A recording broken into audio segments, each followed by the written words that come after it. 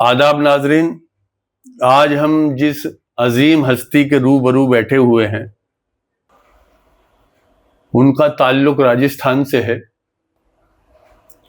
राजस्थान भारतीय समाज का वो हिस्सा है जिसमें सबसे ज्यादा संस्कार मिलते हैं। वहां की पढ़ी लिखी महिला हो या कि किसी कबीले की महिलाएं हों, वो अपनी बेटियों को भी सम्मान देती हैं और अपने बड़ों को कहना ये चाहिए कि अपने जो पिता होते हैं उनको भी सम्मान देती हैं, जो ससुर के पिता होते हैं उनको भी सम्मान देती हैं और उनकी बातों को कभी नहीं काटती। अगर मैं एक एक चीज राजस्थान के बारे में गिनाता चला जाऊं आपको तो बहुत वक्त गुजरेगा और मैं चाहता हूं कि खास खास पॉइंटों पे बात हो। मैं आपसे सिर्फ चंद सवाल करूंगा, आप जवाब जितना बड़ा भी देना चाहें, जिस कदर मुनासिब हो आप उस जवाब को दे सकते हैं। देखिए, जब हम इतिहास की तरफ देखते हैं कि किन लड़कियों ने आगे बढ़कर अपना नाम कमाया है, तो इतिहास के पन्नों को पलटने में हमें यह पता लगता है कि इसमें राजस्थान की स्त्रियां सबसे आगे हैं। राजस्थान के बारे में एक चीज सामने आती है, इतिहास के गर्भ में देखते हैं हम कि वहां जौहर होता था। अब वो उसकी वजह क्या थी जौहर की, ये एक सभ्य संस्कृति ही समझ सकती है, दूसरे नहीं समझ सकते।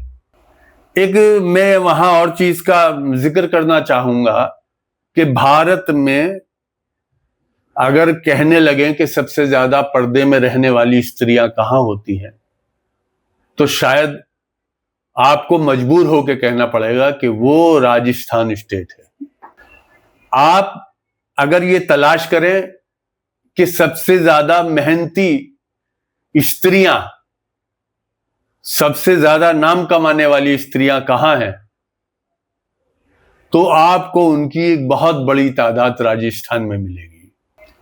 आप जब तलाश करेंगे गूगल पर तो आपको पता लगेगा कि कई संगीत स्त्रियों की देन है। राजस्थान के घराने हैं, राजस्थान के नृत्य के भी और संगीत के भी। मैं एक बात और बताना चाहता हूं राजस्थान के बारे में आपको। ये बात मैं इसलिए बता रहा हूं कि आपकी इस कीमती शख्सियत का दर्शकों को पता लग जाए। राजस्थान के अंदर खास तौर से मैं हनुमानगढ़ का जिक्र करना चाहूंगा। हनुमानगढ़ एक जिला है राजस्थान का, छोटा जिला है लेकिन नया बना हुआ जिला है, अभी ज्यादा बड़ा जिला नहीं है। 30 साल पुराना जिला है, लेकिन उसका अपना इतिहास है और पुराना इतिहास। जिला बना हुआ इतना टाइम हुआ है, लेकिन उस शहर का, उस सभ्यता का इतिहास जब खोजेंगे तो हम सिंधु घाटी सभ्यता तक भी पहुंचेंगे उस जगह के इतिहास में। और बाकी ये है कि उत्तरी मैं चाहता हूं कुछ और बातें आपके बारे में दर्शकों को बताऊं। हाँ जी, हाँ जी। राजस्थान की बहुत ऐसी खास खास बातें हैं कि आपको वो याद आती चली जाएंगे, क्योंकि आप तो उस माहौल में रही हैं। राजस्थान की स्त्रियों की कीमत अगर किसी ने समझी है तो बादशाहों ने समझी है। उनकी कोई भी पत्नी मुगलों में वो किसी और प्रदेश से नहीं हुई। राजस्थान को इसलिए कबूल किया कि ये जो स्त्रियां थी वहां, जो पढ़ी लिखी कम थी, मगर उसके बाद भी उनका जहनो दिल इतना वसी था कि वो पूरी रियासत के बारे में सोचती थी, भारतीय रियासत के बारे में। और एक एजाज और हासिल है राजस्थान को, शादी से एक दिन पहले फंक्शन। हम इस पे गर्व इसलिए करते हैं क्योंकि ये हिंदुस्तान में है। और भी बहुत सारी चीजें कि जिनका जिक्र किया जा सकता है। अभी अभी जैसे आपने बताया वहां के बारे में, सिंधु सभ्यता का घग्गर नदी जी, उसको कुछ और भी नाम दिया गया है, शायद नालियों का नाली कहते हैं उसे, जो हमारा जिला है उसके मुख्यालय पर नाली नाम से पुकारा जाता है। और गगर नदी उसका मूल नाम है, और कुछ नाम और भी लिए जाते हैं क्योंकि वो बरसाती नदी रह गई है अब। और ऐसी नदी है जो मतलब उसका जो अवशेष है उसको सरस्वती नदी के साथ जोड़ा जाता है कि कभी इस दिशा में सरस्वती नदी बहती थी और पाकिस्तान तक जाती है गगर नदी। बारिश के दिनों में उसका पानी पाकिस्तान तक जाता है। मतलब हनुमानगढ़, गंगानगर, इन सभी जिलों को सिंचाई और पेयजल। और हनुमानगढ़ का ये रहा है कि हनुमानगढ़ और गंगानगर जिले में पूरे राजस्थान में, राजस्थान को अधिकतर लोग, अगर मैं परिचय शुरू ही कर दूं अपने जहाँ का मैं हूँ वहाँ की, तो ये होता है कि हम ये मानते हैं कि राजस्थान का नाम आते ही सबसे पहले जो दिमाग में छवि बनती है वो मरुस्थल की बनती है। हाँ जी। कि मरुस्थल, ऊंट और ये धोरे, मिट्टी के, पानी की कमी जी, ये राजस्थान की पहचान है। लेकिन ऐसा नहीं है। राजस्थान के कुछ जिले हैं जो मरुस्थलीय हैं, लेकिन राजस्थान बहुत हरा भरा और बड़ा खूबसूरत सा शहर है। तो राजस्थान में वो भी है कि 100 टापू तक हैं राजस्थान में, आप सोचिए जी। तो टापुओं का भी वो है और हिल स्टेशन भी है। तो वो सारी चीजें मतलब राजस्थान का ऐसा है। उसी तरह मेरा जो जिला है उत्तरी जिला है, सबसे राजस्थान का सबसे उत्तरी जिला गंगानगर और हनुमानगढ़ है जी। तो ये ऊपर गंगानगर, पहले एक ही जिला था श्री गंगानगर, और फिर हनुमानगढ़ जिला बाद में बनाया गया। तो ऊपर पाकिस्तान के सीमा बनाते हैं हम, बराबर में पंजाब के साथ और नीचे हरियाणा के साथ जी। तो हमारे यहाँ का बड़ा फेमस एक अखबार है राजस्थान पत्रिका। तो उसके जो मतलब संस्थापक थे, जब वो पूरे राजस्थान में अपना टूर कर रहे थे अपने पत्रिका को स्थापित करने के लिए, अपने अखबार को स्थापित करने के लिए, तो उन्होंने हमारे क्षेत्र के बारे में एक बात कही थी। वो कोट बड़ा फेमस है कि यहाँ कल्चर के नाम पर एग्रीकल्चर है जी। तो हमारा जो, क्योंकि पंजाब के साथ हिस्सा होने के कारण और वहाँ नहरें और नदियों का इलाका होने के कारण पूरा जमीन वाला, उपजाऊ जमीन वाला हिस्सा है। तो राजस्थान का एकमात्र ऐसे जिले हैं जहाँ धान तक होता है, चावल होते हैं जी। और बड़े फेमस और बड़े बहुत अच्छी क्वालिटी के चावल होते हैं। तो वो नाली की जमीन पर होते हैं, वो गगर नदी की ही जमीन है, उसके आसपास का जो पार्ट है वहाँ मतलब धान होती है। तो इस कारण, क्योंकि वहाँ आपको किसानी जो है, किसानी सभ्यता सबसे ज्यादा मिलेगी। और सिंधु घाटी सभ्यता में भी जो खेत, जुते हुए खेत जो मिले हैं वो कालीबंगा में मिले हैं, वो हनुमानगढ़ का ही हिस्सा है। तो वहाँ तो इस तरह जब मनुष्य ने खेती करनी शुरू की उस सभ्यता से लेकर आज तक वहाँ खेती हो रही है, तो वहां तक हम पहुंचते हैं उस सभ्यता के साथ। तो ऐसा जिला है।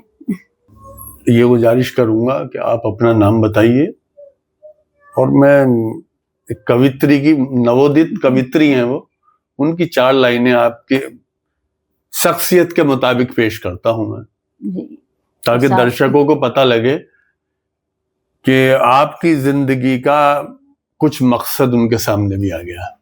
आपकी ये पढ़ाई जो अभी जारी है जी। आपने अभी नेट 2023 में क्लियर किया है, जीआरएफ का भी आप पेपर देकर आई हैं। प्रयास है जी। तो अब ये पढ़ने की जो तृष्णगी है, यानी कि भूख है, प्यास है पढ़ने की, ये सिर्फ पैसे के लिए नहीं हो सकती है। मैं आपको आपकी शख्सियत पे नई कवित्री की 4 लाइनें आपको मैं पेश कर रहा हूं।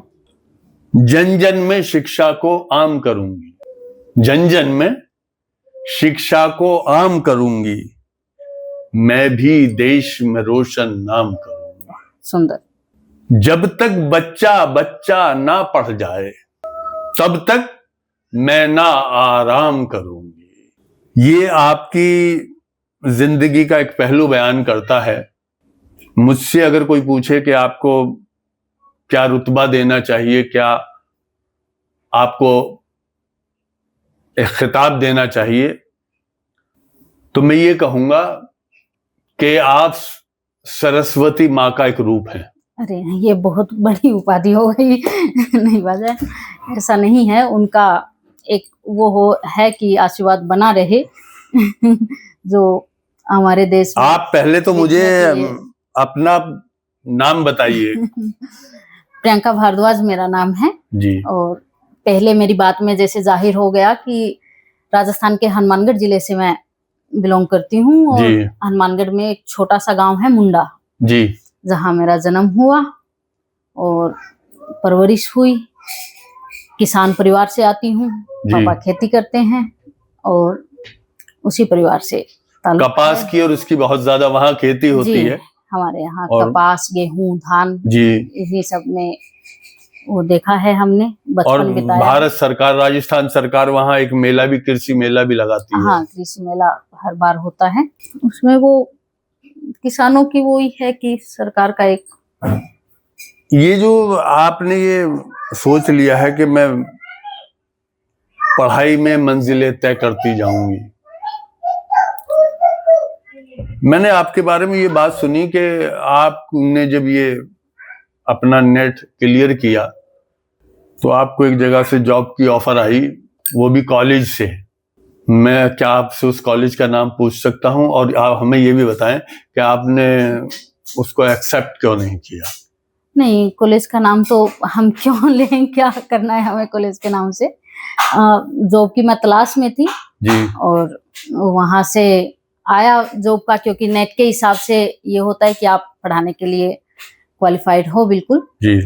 तो, लेकिन मैं जेआरएफ के लिए तैयारी भी कर रही थी उस टाइम और कुछ और भी अपने रीजन रहे, तो मुझे लगा कि नहीं, अभी मैं उस में नहीं देखती खुद को कि मैं मतलब ये है कि दौलत की तो आपको कोई वो नहीं है चाह नहीं, कि बहुत दौलत आपको मिले? बहुत दौलत की नहीं है, एक सम्मानपूर्ण जीवन जीने के लिए जितना इंसान को चाहिए, जो जरूरतें, बेसिक जरूरतें हैं इंसान की, तो जब हम गांव में जाते हैं तो वो जरूरतें कम हो जाती है, लेकिन जब एक आज महानगर में रह रहे हैं तो वो जरूरतें थोड़ी बढ़ जाती है, क्योंकि हर चीज आपको गांव में आपके खेत से आ रही है, आपके पशुधन से आ रही है, लेकिन यहाँ आपको दूध से लेकर अनाज सब कुछ आपको खरीद के लाना है, तो उस हिसाब से आपकी जरूरत भी बढ़ जाती है।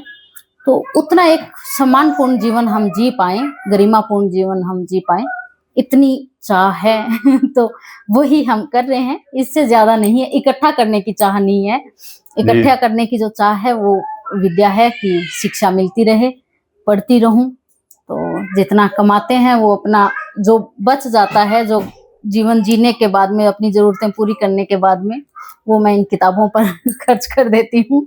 मैं यही देख रहा हूँ कि आपका तो बहुत सारा पैसा इस पे इन्वेस्ट हुआ है।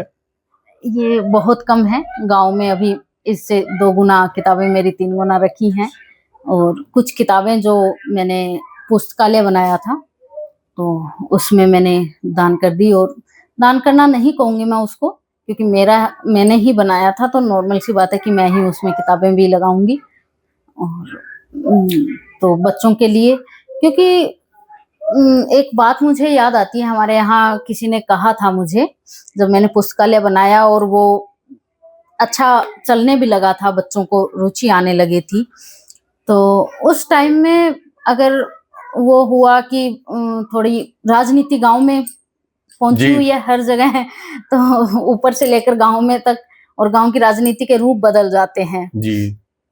तो वो जब राजनीति होने लगी कि एक जाति विशेष या लड़की विशेष, कोई लिंग विशेष के हिसाब से, तो थोड़ी दिक्कत आने लगी। तो मैं उस समय के, हमारे यहाँ बड़े अच्छे कलेक्टर थे, तो उनसे मिली, तो उन्होंने एक बात कही मुस्कुराकर, वो साउथ के थे और साउथ में माशाल्लाह की पढ़ने का बहुत अच्छा चलन है, पूरे देश में सबसे ज्यादा चलन वही। हाँ, दूसरे नंबर पर है साउथ। तो वहाँ मतलब हर व्यक्ति के घर आपको किताबें मिलेगी और वो बहुत शौक से पढ़ते हैं, और बाकी सब जगहों पर अगर पढ़ने का जो चलन है वो कंपटीशन की किताबें ज्यादा पढ़ने का चलन है, जहां तक हम साहित्य की किताबों का कम है, और हमारे यहाँ तो मतलब इससे थोड़ा कम ही है।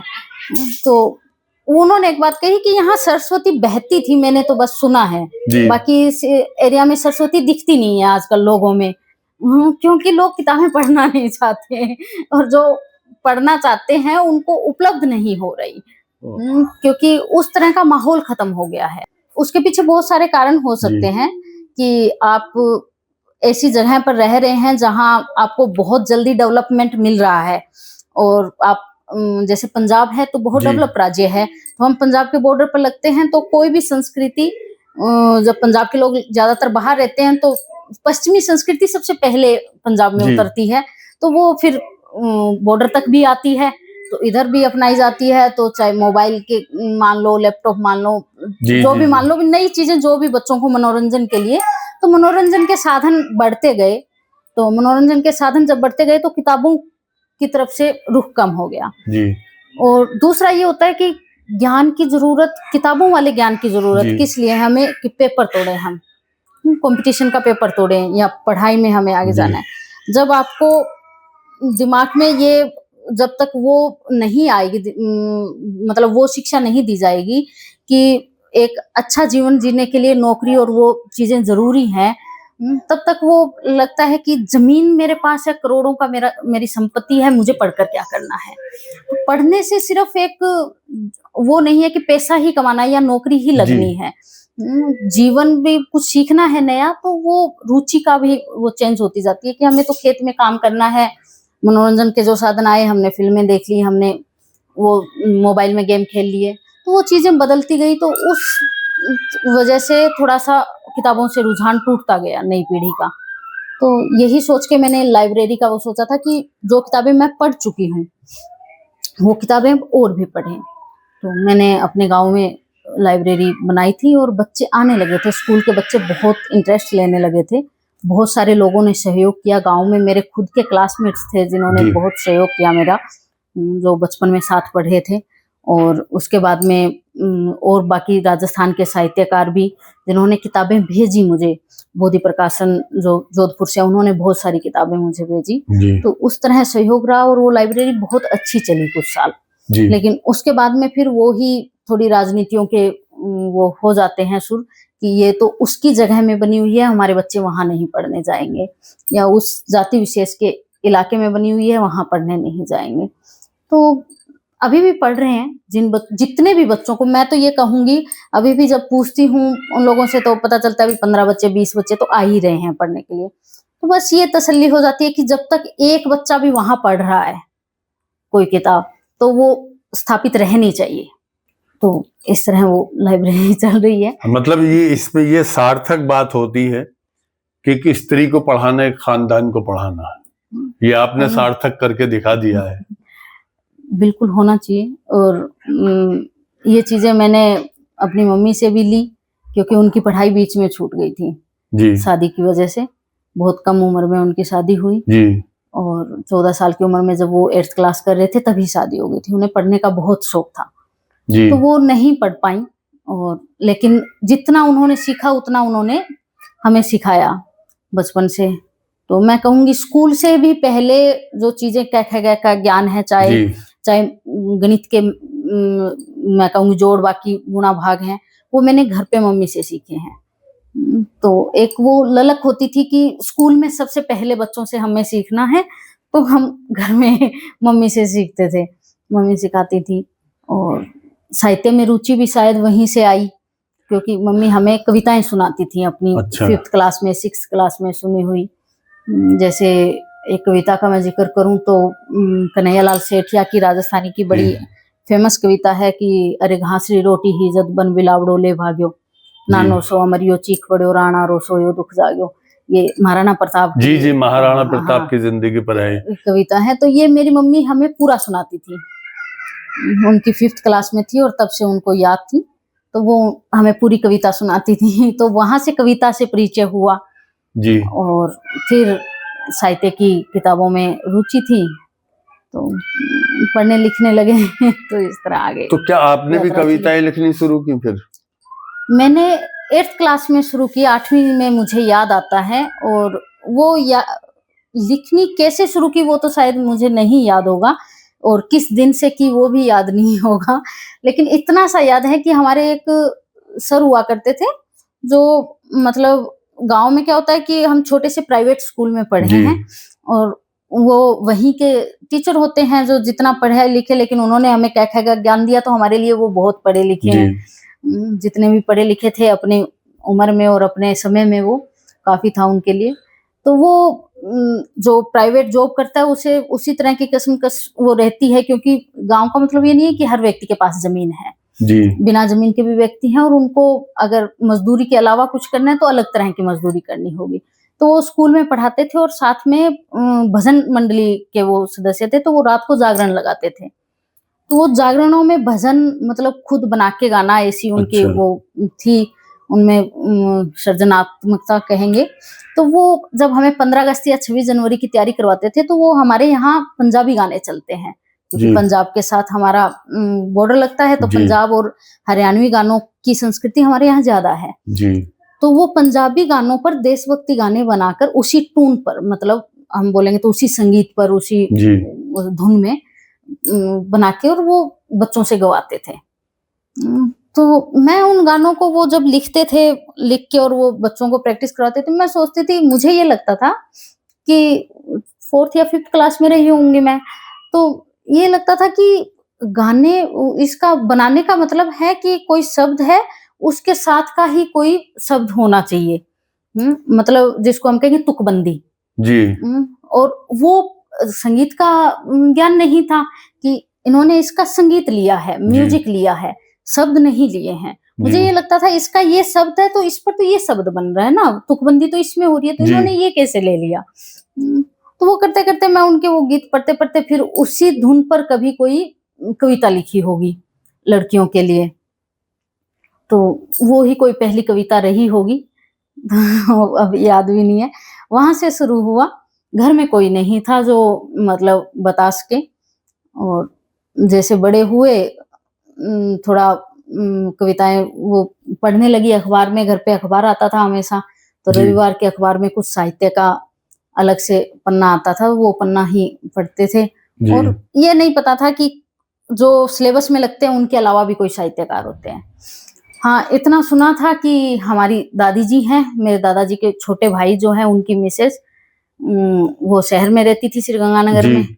तो उनका ये था कि वो लेखिका हैं, ये घर वालों के मुंह से सुना था कि वो लेखिका हैं, वो किताबें लिखती हैं। जी लेकिन उतना आना जाना नहीं था परिवार का आना जाना था किसी फंक्शन में। जी क्योंकि बड़ा परिवार हो जाता है तो फिर शादी फंक्शन में ही आप मिल पाते हो। तो उनके जब तक मैंने समझ पकड़ी, तो वो पहला जो फंक्शन शादी का जो कहेंगे, वो मैं जब 11th क्लास में थी तब हुआ, मेरे ताऊ जी के बेटे की शादी, और तब उनका आना हुआ। जी और मैंने 6th क्लास में उनकी जो किताब, आज मेरे पास वो किताब है नहीं, ऑफिस में रखी है, मैं दिखाती हूँ आपको। उनका उपन्यास आया था मेरे बर्थ के टाइम, आया था शायद वो। तो वो कभी उन्होंने कहीं गए होंगे गंगानगर पापा या ताऊ जी औरों में से, तो उनको गिफ्ट किया था। घर में कोई किसी को इंटरेस्ट नहीं था तो पढ़ता नहीं था। जी अक्षर ज्ञान सबको है, 10वीं 8वीं जी सबको था, पापा और सबको था। लेकिन वो है कि अपने अपने रोजगार में लगे हुए हैं, खेती में इतना टाइम भी नहीं मिलता आपको कि आप जी जी जी किताब पढ़ें। तो उपन्यास जैसी चीज कोई किसी ने नहीं पढ़ी, वो रखी थी। तो दिवाली की सफाई में वो निकला, तो जब सारी रद्दी बेच रहे थे तो मैंने वो निकाल लिया, वो दादी जी की फोटो देखकर कि जी ये दादी जी का है, मैं पढ़ूंगी। तो वो जो उपन्यास था उनका आंधियां नाम है, वो 6th क्लास में 5th की छुट्टी होगी या 6th की होगी, दिवाली की छुट्टियां, मुझे जी पक्का याद नहीं। वो पहला उपन्यास था जो सिलेबस से इतर मैंने पढ़ा। तो वहां से मुझे चस्का लगा। वो कितनी बार पढ़ा है मुझे खुद भी याद नहीं, क्योंकि जब भी वक्त मिलता कुछ नहीं है पढ़ने को, वो ही पढ़ लो। तो जब जितना भी समझ आया वो कहूंगी, लेकिन फिर बड़ा होने जब समझने लगी मैं, तो फिर मैंने उसको फिर से पढ़ा। और 11वीं क्लास में मैंने, जब दादी जी भैया की शादी थी तब आए पहली बार, जी और मैंने उनको कहा कि मैं भी साहित्य में रुचि रखती हूँ। तो उनको बड़ी खुशी हुई, जी तो उनको बड़ा ये लगा कि चलो पूरे खानदान में कोई है मेरी रुचि वाला। तो उनको भी अच्छा लगा। तो वो मुझे बोले कि अब की बार छुट्टी में तुम मेरे पास आई हो, तेरे को खूब सारी किताबें दूंगी मैं। जी तो जब मैं 11वीं क्लास की 1.5 महीने की छुट्टियां, जो ग्रीष्मकालीन छुट्टियां होती हैं, जी उसमें दादी जी के पास गई, और तब मैंने जाना कि अच्छा और भी लेखक होते हैं जो सिलेबस में नहीं लगते हैं, और पत्रिकाएं होती है साहित्य की जी जहाँ आप छपवा सकते हो, कैसे छपेगी, कैसे लिखनी है। फिर उन्होंने कविताएं पढ़ी, फिर कविता का मर्म बताया, कविता की छोटी, हालांकि वो कविताएं कम लिखती हैं, खुद कहानीकार हैं वो जी और उपन्यास लिखती हैं, तो कहानी का उन्होंने बताया, मुझे सामने बिठाकर कहानियां लिखवाई कि तुम लिखो, तुम्हारी क्या कल्पनाएं आती हैं। जी। तो वो एक थॉट बताए उन्होंने कहानी हाँ, लिखने के। वो एक प्रोसेस बताया जी कि कहानी में क्या क्या होना चाहिए और तुम अपनी कितनी कल्पनाएं डाल सकती हो और आसपास का वातावरण कितना आना चाहिए, उसमें सच कितना होना चाहिए और कल्पनाएं कितनी होनी चाहिए। तो आदर्श से यथार्थवाद तक की जी कहानियों तक उन्होंने सफर करवाया। वो 1.5 महीना मेरा ऐसा रहा कि मैंने जिंदगी की सबसे ज्यादा किताबें पढ़ी। मुझे गिनती भी नहीं है कि कितने, मैंने 25-30 तो उपन्यास पढ़ लिए थे।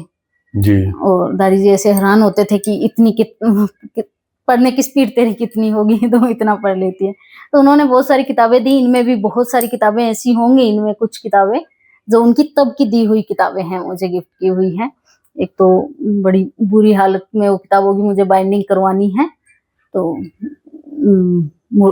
मुर्दों का टीला भी उन्होंने दिया था मुझे, डांगे राघव का। मुझे याद जी। है कि वो किताबें, तो वहां से शुरुआत हुई और वहां से छपने की शुरुआत हुई। और तो आपकी पहले कविता छपी या डिबेट पहले शुरू हुई? डिबेट पहले शुरू हुई। अच्छा, ये डिबेट आपको क्यों ये लगा कि मुझे डिबेट करनी चाहिए? ऐसे कौन से सब्जेक्ट आ गए थे जिसको आपको लगा कि नहीं, मुझे आगे बढ़ के इसमें हिस्सा लेना? नहीं, ऐसा नहीं था। एक्चुअली में ये था कि इसकी भी एक अलग कहानी है। जी गांव के स्कूल में पढ़ते थे, तो पहले छोटा प्राइवेट स्कूल था पास में, वहां पढ़े, फिर सरकारी स्कूल में चले गए। सरकारी स्कूल का माहौल कुछ इस तरह का मिला जो आमतौर पर ग्रामीण माहौल का नाम देखकर, और वो जो कुंठित दिमाग के व्यक्ति बैठे होते हैं कुर्सियों पर, तो हमारे प्रिंसिपल सर कुछ उसी तरह के थे। तो उनका ये नियम था कि लड़कियां स्टेज पे नहीं जा सकती, तो लड़कियां ना ही ऊपर 15 अगस्त 26 जनवरी में किसी चीज में डांस करने के लिए जाएंगी, क्यों तुम्हारे गांव का माहौल नहीं है। ये एक वो अच्छा, वो ये कहकर रोक देते हाँ, थे। जुमला पकड़ा दिया जाता हाँ। था कि इस गांव का माहौल नहीं है, लड़कियां नहीं जाएगी, राष्ट्रगान गाओ, अपना नीचे आओ, बात खत्म। और बाकी एक्टिविटी उनको पसंद नहीं थी, तो किसी भी तरह की कोई एक्टिविटी नहीं होती थी स्कूल में। मैंने अपनी कविताएं रखी कि मैं 15 अगस्त को बोलना चाहती हूँ, बोले क्या है इन कविताओं में, क्यों बोलनी है, तो वो रिजेक्ट कर दी गई। तो कभी वो कॉन्फिडेंस आया ही नहीं कि आपको स्टेज पे चढ़ना है या बोलना है। उससे पहले कभी मंच पर गई ही नहीं थी मैं। 10वीं वहां से करके 11वीं क्लास में मैंने हनुमानगढ़ में एडमिशन लिया। जी। गर्ल्स स्कूल, व्यापार मंडल गर्ल्स स्कूल। व्यापार मंडल बहुत पुराना है, बहुत पुराना और लड़कियों का बहुत प्रसिद्ध स्कूल है, जी। स्कूल और कॉलेज दोनों है। वहां गई तो वहां भी अब पहला धक्का तो दिमाग को वही लगा कि एक गांव से, गांव की लड़की, ग्रामीण जीवन में रहे हुए, कुछ नहीं जानते भी, जो भी अपना सेंस था कपड़े पहनने का और उस तरह का था। शहर में अलग माहौल था, हम शहर में नहीं रहे हुए तो नहीं पता था शहर का माहौल। जी। तो वो एक तो उनमें आपको अपना लिया जाए उन लड़कियों में, वो ही बहुत बड़ी बात थी कि इनके अंदर जगह कैसे बनानी है। जी। और वहां गए तो पहले से ही गुट बने हुए, गांव वाली लड़कियों के अलग से, शहर वाली लड़कियों के अलग से। तो ये छोटी छोटी गुटबाजियां हर जगह चलती है, और उस टाइम इतनी वो बुद्धि भी नहीं होती विकसित कि क्या गांव और क्या शहर, वो बना हुआ है कि हम तो ऐसे रहते हैं, हम तो ऐसे कपड़े पहनते हैं, हमें ये तरीका है रहने सहने का, हमें वो तरीका है। तो उस तरह का, तो पहले तो ये था कि यहाँ जगह कैसे बनानी है और अपने आप को उस चीज से कैसे बचाना है, रैगिंग से कैसे बचाना है, दिमाग की उससे दिमाग वहां जाकर एक्टिव हो गया। हाँ, तो वो थोड़ा सा, वो पहला स्टेप तो ये था कि पढ़ना है, अगर टेस्ट में नंबर कम आएंगे तो आप यहाँ जगह बना पाओगे। मतलब किसी भी सूरत में वापस नहीं जाना, यहीं पढ़ना है। तो वो एक लड़कियों का स्कूल होता है, तो एक अलग माहौल होता है। आप कोएड में पढ़ते हो तो लड़कियां भी थोड़ी उस तरह से सेंस से रहती है कि क्या बोलना है क्या नहीं बोलना है, लड़के भी उस तरह रहते हैं। सिर्फ लड़कियों का स्कूल होगा तो बोलने की वो आपको छूट हो जाती है कि लड़कियां ही तो है, कुछ भी बोल सकती हैं। तो उस तरह की शरारतें भी फिर वो चलती हैं कि आप किसी भी तरह परेशान कर सकते हो।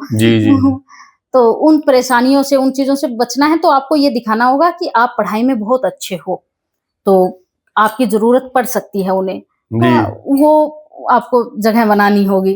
तो इकोनॉमिक्स थोड़ी कम समझ में आती थी मुझे, और इकोनॉमिक्स की मैम बड़ी प्यारी और वो थी। तो मैं उनको ही देखती रहती थी, मुझे ये लगता था कि कोई इतना प्यारा कैसे है।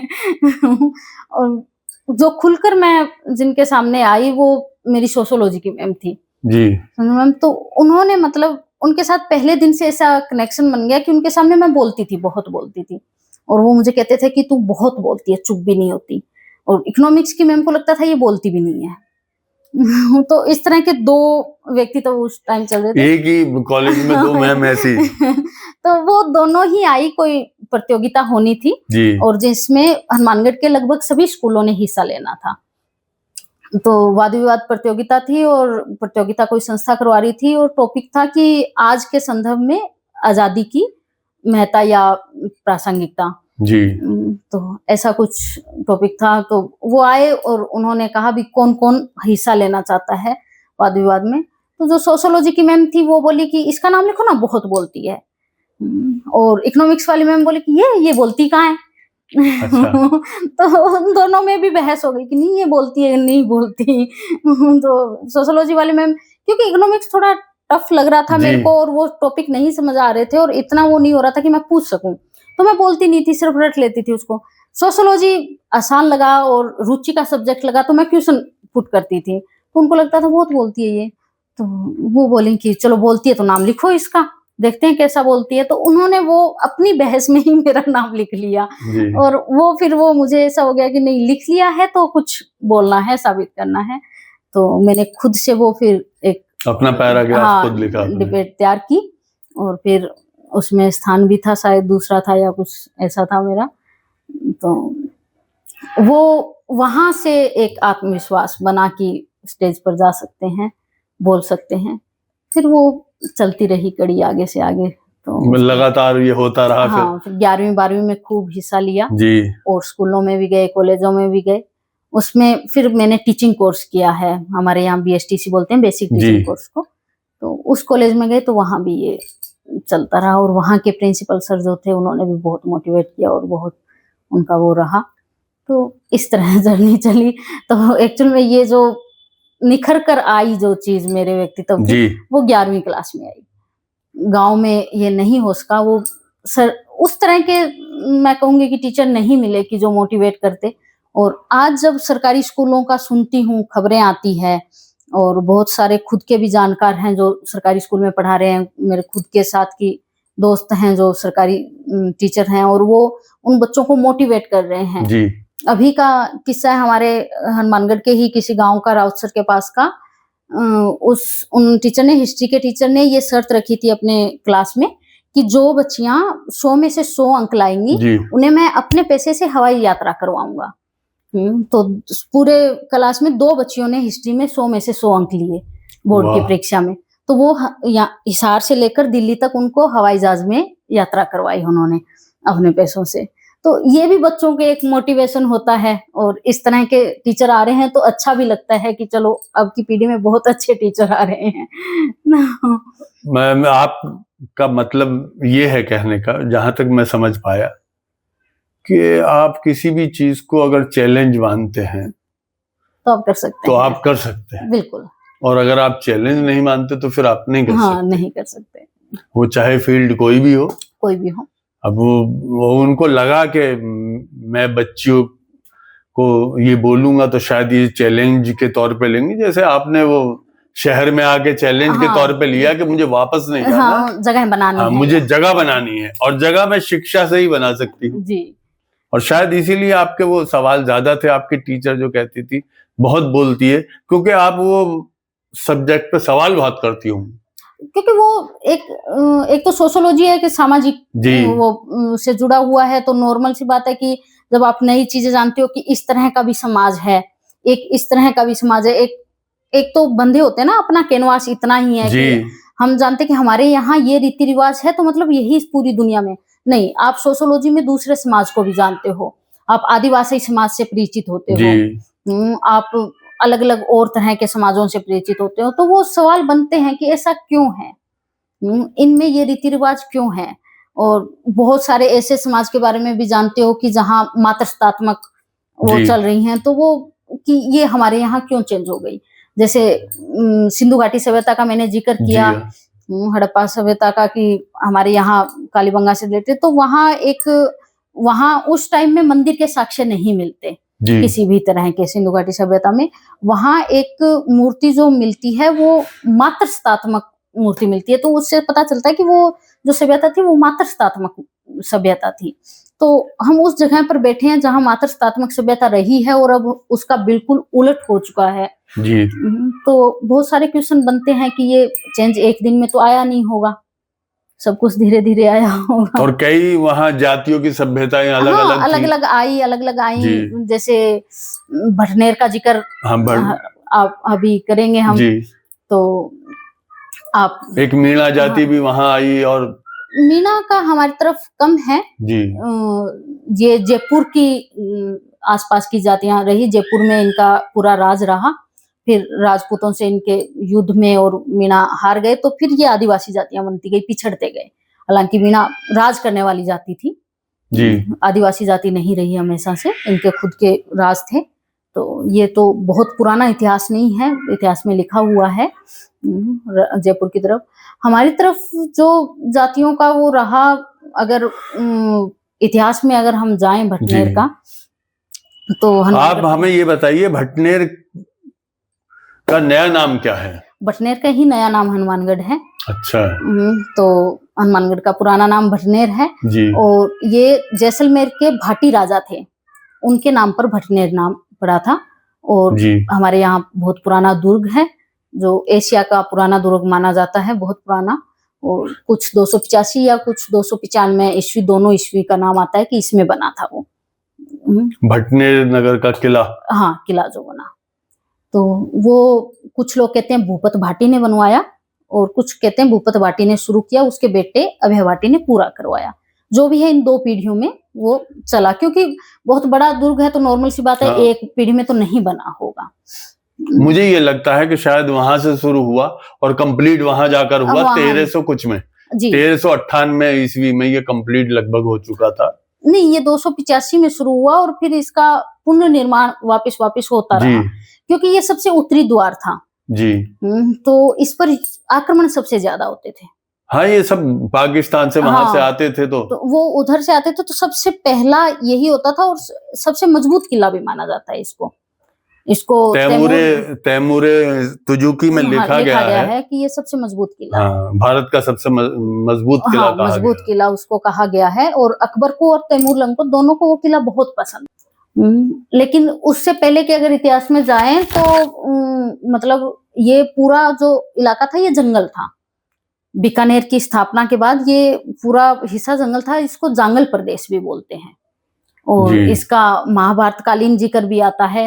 और ये मैं बता दूं दर्शकों को, ये जंगल शब्द जो है ये अंग्रेजी का है, लेकिन राजस्थान में जांगल बोला जाता है इसको, तो उसको जांगल प्रदेश, योद्धा प्रदेश के नाम से भी जाना जाता है इसको। ये पूरा मतलब जंगल का हिस्सा था, तो यहाँ वहां से आकर सेना रुकती भी थी, छुपते भी थे लोग। शेरशाह सूरी छुपा था जाकर, फिर वहीं उनकी मृत्यु भी हुई, उनकी कब्र भी बनी हुई है और उनके नाम पर सरेका गांव भी है, हनुमानगढ़ के बिल्कुल पास में गांव। अच्छा, वो शेरशाह सूरी उसी किले में है? हाँ जी, वो किले में उनकी कब्र, कहीं कुछ जिक्र आता है कुछ नहीं आता, लेकिन सरेका गांव में कहते हैं कि उनकी कब्र है। सरेका हनुमानगढ़ के पास ही गांव है और कहते हैं वो शेरशाह सूरी के नाम पर ही सरेका नाम उनका पड़ा। जैसे बहलोल लोधी जहाँ जिन जंगलों में जाकर छुपा, उस गांव का नाम बहलोल नगर है आज भी जी। तो वो बिल्कुल हनुमानगढ़ के पास है। एक इस किले की बड़ी वो आती है रोमांच भरी बातें कि ये ऐसा दुर्ग है पहला, इस पर सभी का राज रहा, पंजाब का भी हिस्सा रहा, ये राजस्थान के भाटियों का भी रहा, फिर बीकानेर के राजा ने सूरत सिंह ने इसको 1805 के आसपास जीता और फिर इसका नाम हनुमानगढ़ रखा, क्योंकि वो मंगलवार के दिन जीता था उन्होंने। तो उन्होंने दुर्ग का द्वार एक बंद करवा के दूसरी दिशा में खुलवाया और वहां हनुमान जी का मंदिर बनवाया। उनको ये लगता था कि इस पर आक्रमण सबसे ज्यादा इसी कारण लगते हैं कि इसका द्वार उल्टी दिशा में है या फिर उत्तर की दिशा में जो भी है, तो उन्होंने वो चेंज करवा के फिर उसका हनुमान जी के नाम पर हनुमानगढ़ पूरे एरिया मंगलवार के नाम की वजह से उसका हनुमानगढ़ नाम रखा गया। तो कहते हैं कि ऐसा एकमात्र ऐसा किला है जहां, जब आप जौहर की बात कर रहे थे राजस्थान में, मुस्लिम महिलाओं द्वारा जौहर किया गया है उस दुर्ग में। तो ये एकमात्र ऐसी इतिहास की घटना है, और उसके जो द्वार हैं उन पर थप्पे लगे हुए हैं उन रानियों के जिन्होंने जौहर किया। वो अपने जाने से पहले हाथ के निशान लगाती थी दीवारों पर, तो वो बने हुए हैं। पास में ही गांव है सतीपुरा, जहाँ रानियां सती होती थी, उस जगह के गांव के नाम को सतीपुरा कहा जाता है। तो वो बिल्कुल पास में ही है। तो इस तरह बहुत सारा इतिहास, बहुत सारी संस्कृतियां। एक वहाँ हनुमानगढ़ में मुझे जगह याद नहीं, कालीबंगा या क्या है, वहाँ एक दुर्ग पे इसका इतिहास लिखा हुआ है, छोटा सा किले का। हाँ, वो पूरा म्यूजियम बना हुआ है कालीबंगा में। तो वहाँ सिंधु घाटी सभ्यता भी है और उसका पूरा म्यूजियम है। उसके बाद में किले पर भी किले का इतिहास लिखा हुआ है, जो हनुमानगढ़ का किला है। 52 बुर्ज इसके जी, 52 बुर्ज। हाँ, 52 बुर्जों वाला बड़ा किला है। और इसके अलावा जो कलेक्ट्रेट है हनुमानगढ़ की, उसमें हनुमानगढ़ की जितनी भी सभ्यता से रिलेटेड, संस्कृति से रिलेटेड चीजें हैं, उनके एक फोटो कॉपी नुमा चीजें बनाई गई है। जैसे किला भी इतना बड़ा बनाया गया है, उस पर भी उसका इतिहास लिखा हुआ है। तो अच्छा, ये किला लंबा बहुत बनाया गया। हाँ, लंबा बनाया गया, क्योंकि पूरे जो उसकी जनसंख्या थी वो किले के अंदर ही थी। तो इसमें आप सभ्यता, और इसीलिए शायद मेरे ख्याल से इसको जीतना आसान नहीं था। बहुत सुरक्षित किला था। और क्योंकि आसपास सारा जंगल था, गगर नदी थी, तो आप क्या क्या पार करोगे। और जंगल में भी हमारे यहाँ जो मूल जो है वो बबूल होती है, देसी बबूल, कीकर बोलते हैं हमारे यहाँ। उसके कांटे बड़े मतलब तेज और बड़े नुकीले होते हैं, तो वो पूरा भरा हुआ था। तो उस जंगल में सरवाइव करना भी बड़ा मुश्किल होता था। तो देखिए, अभी आपने बादशाहों की बात की, मुगलों की भी बात की, मैं वहां से मेरे जहन में एक बात ताजा हो गई है। भारतवर्ष में राज करने के लिए मुगलों ने सहारा लिया राजपूतों का, यानी कि मैं कहना चाहूंगा कि पूरे राजस्थान के राजाओं का सहारा लिया। राजस्थान के लोगों में, वो चाहे स्त्री है या पुरुष है, एक बात कॉमन है कि वो अपनी जबान के खातिर जान दे देंगे। क्या यही वजह थी कि मुगल यहाँ 750 साल तक हुकूमत कर पाए? हो सकता है इसकी एक वजह ये रही हो, लेकिन सिर्फ किसी के सहारे आप हुकूमत नहीं कर सकते, मैं ये मानती हूँ। आप अंदर आपके भी कुछ होना चाहिए कहीं जमाने के लिए, तभी आप जम सकते हो। हाँ, कुछ सहारा मिल जाए तो आप स्थापित हो सकते हो, बाकी आपको स्थापना अपनी खुद ही करनी होती है। राजस्थान के राजाओं का ये रहा कि वीर हमेशा से रहे हैं। ये राजस्थान की भूमि के बारे में आपको वो कहना होगा कि पानी नहीं है लेकिन खून की कमी नहीं है, खून से सिंची हुई जमीन है। तो अपनी जमीन के लिए भी लड़े हैं, ये नहीं है कि मुगलों के साथ रहे हैं, मुगलों से भी लड़े हैं। हाँ, वो इतिहास मिलता है कि आधा राजस्थान लड़ रहा था मुगलों से, आधा साथ में था। तो साथ का भी मतलब ये नहीं था कि वहां गुलामी हो रही थी, नहीं, वहां तो कोई ऐसी चीज ही नहीं थी। वो था दोस्ती वाला। कि आपकी किसी के साथ अच्छी बन गई, आपकी दोस्ती हो गई, तो वो दोस्ती निभाने के लिए आप कुछ भी करोगे। वहां इतनी बड़ी फौज का अकबर ने अपने बेटे को सिपा सालार नहीं बनाया और उनको जय सिंह को बना दिया। हाँ, तो ये जयपुर के राजा थे जी, तो राजकुमार थे पहले। तो मतलब ये है कि ये मुगलों ने इस बात को समझ लिया कि अगर यहाँ भारतवर्ष में राज करना है तो हमारा राज महल में ही रह सकता है, लेकिन बाहर जो राज होगा वो इन्हीं लोगों को सौंपना होगा आपको। हाँ। हो सकता है, लेकिन मैं अकबर तक आते आते वो चीज नहीं मानूंगी कि इतनी पीढ़ियों के बाद में मुगल बाहर के रह गए, जिनका जन्म यही हुआ, जिनका, तो वो इसी धरती के हो गए। आप मुगलों में किस बादशाह को पूरी तरह से राजस्थानी कहेंगे? पूरी तरह से राजस्थानी तो अकबर को भी राजस्थान बहुत पसंद था। पुष्कर कह रही हूँ, अजमेर पैदल जाता था अकबर, और अजमेर की दरगाह से ही कहते हैं कि पुत्र रतन की प्राप्ति हुई।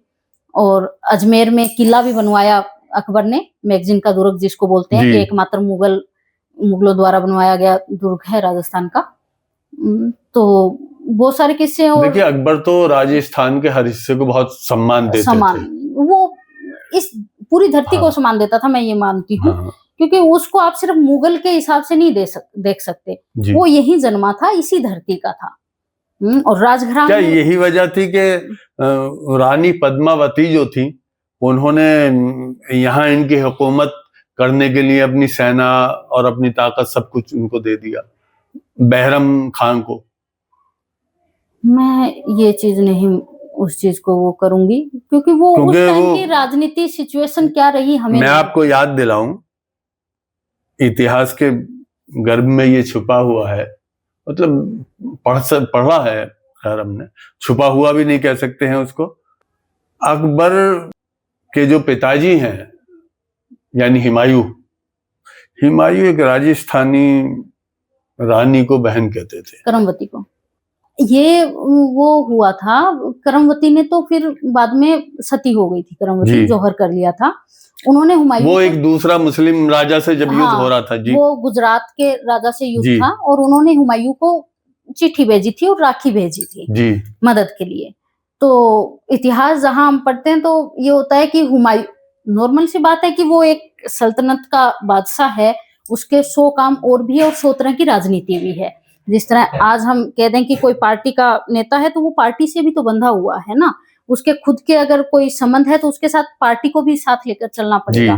वो निजी लाभ के लिए दूसरी पार्टी के साथ वो हो सकता है कि उसका बहुत पारिवारिक संबंध रहा हो, लेकिन पार्टी के उसूलों के खिलाफ नहीं जा सकता।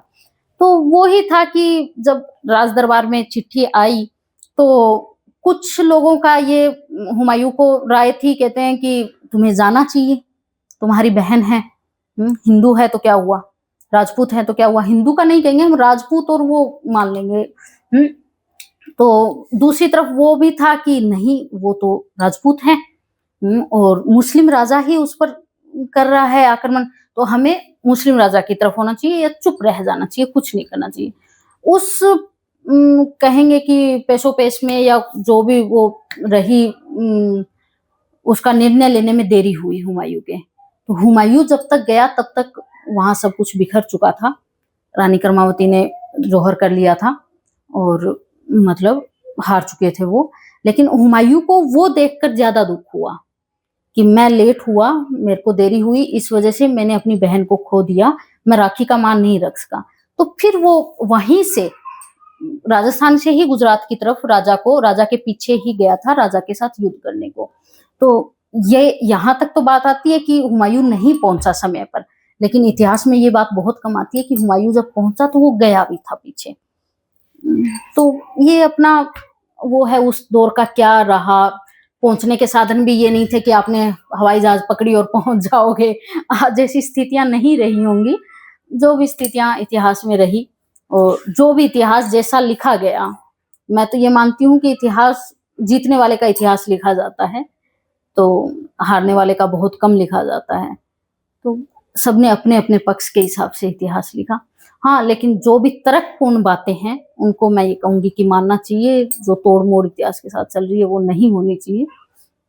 हाँ, हम आने वाले समाज को, आने वाले भारत को तरक्की की तरफ जब भी ले जा सकते हैं जब उस हकीकत को सामने कर दे कि ये हुआ है। इतिहास हमें सिखाता है कि हमने ये गलतियां की है, हमें आगे नहीं करनी है।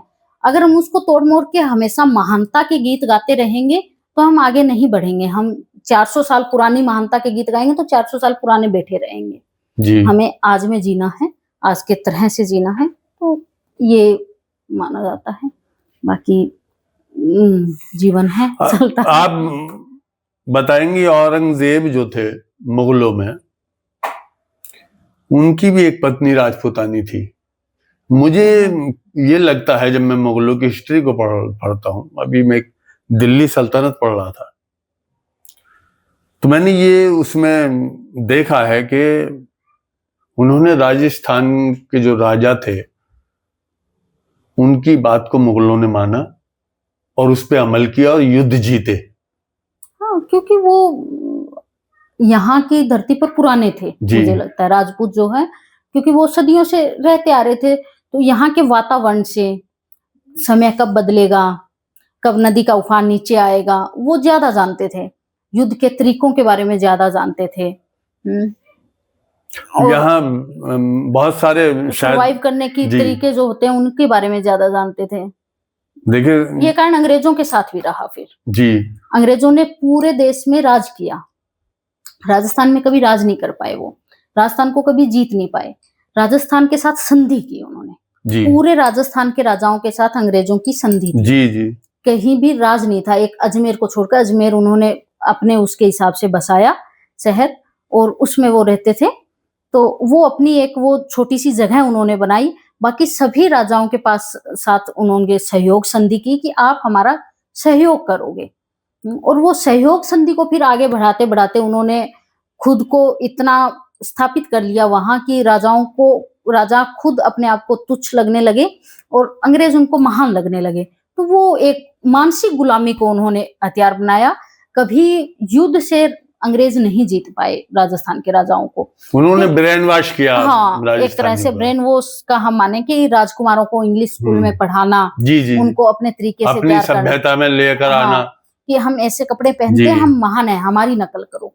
तो वो महानता के चक्कर में उन्होंने उनको वो किया, जीत नहीं पाए कभी।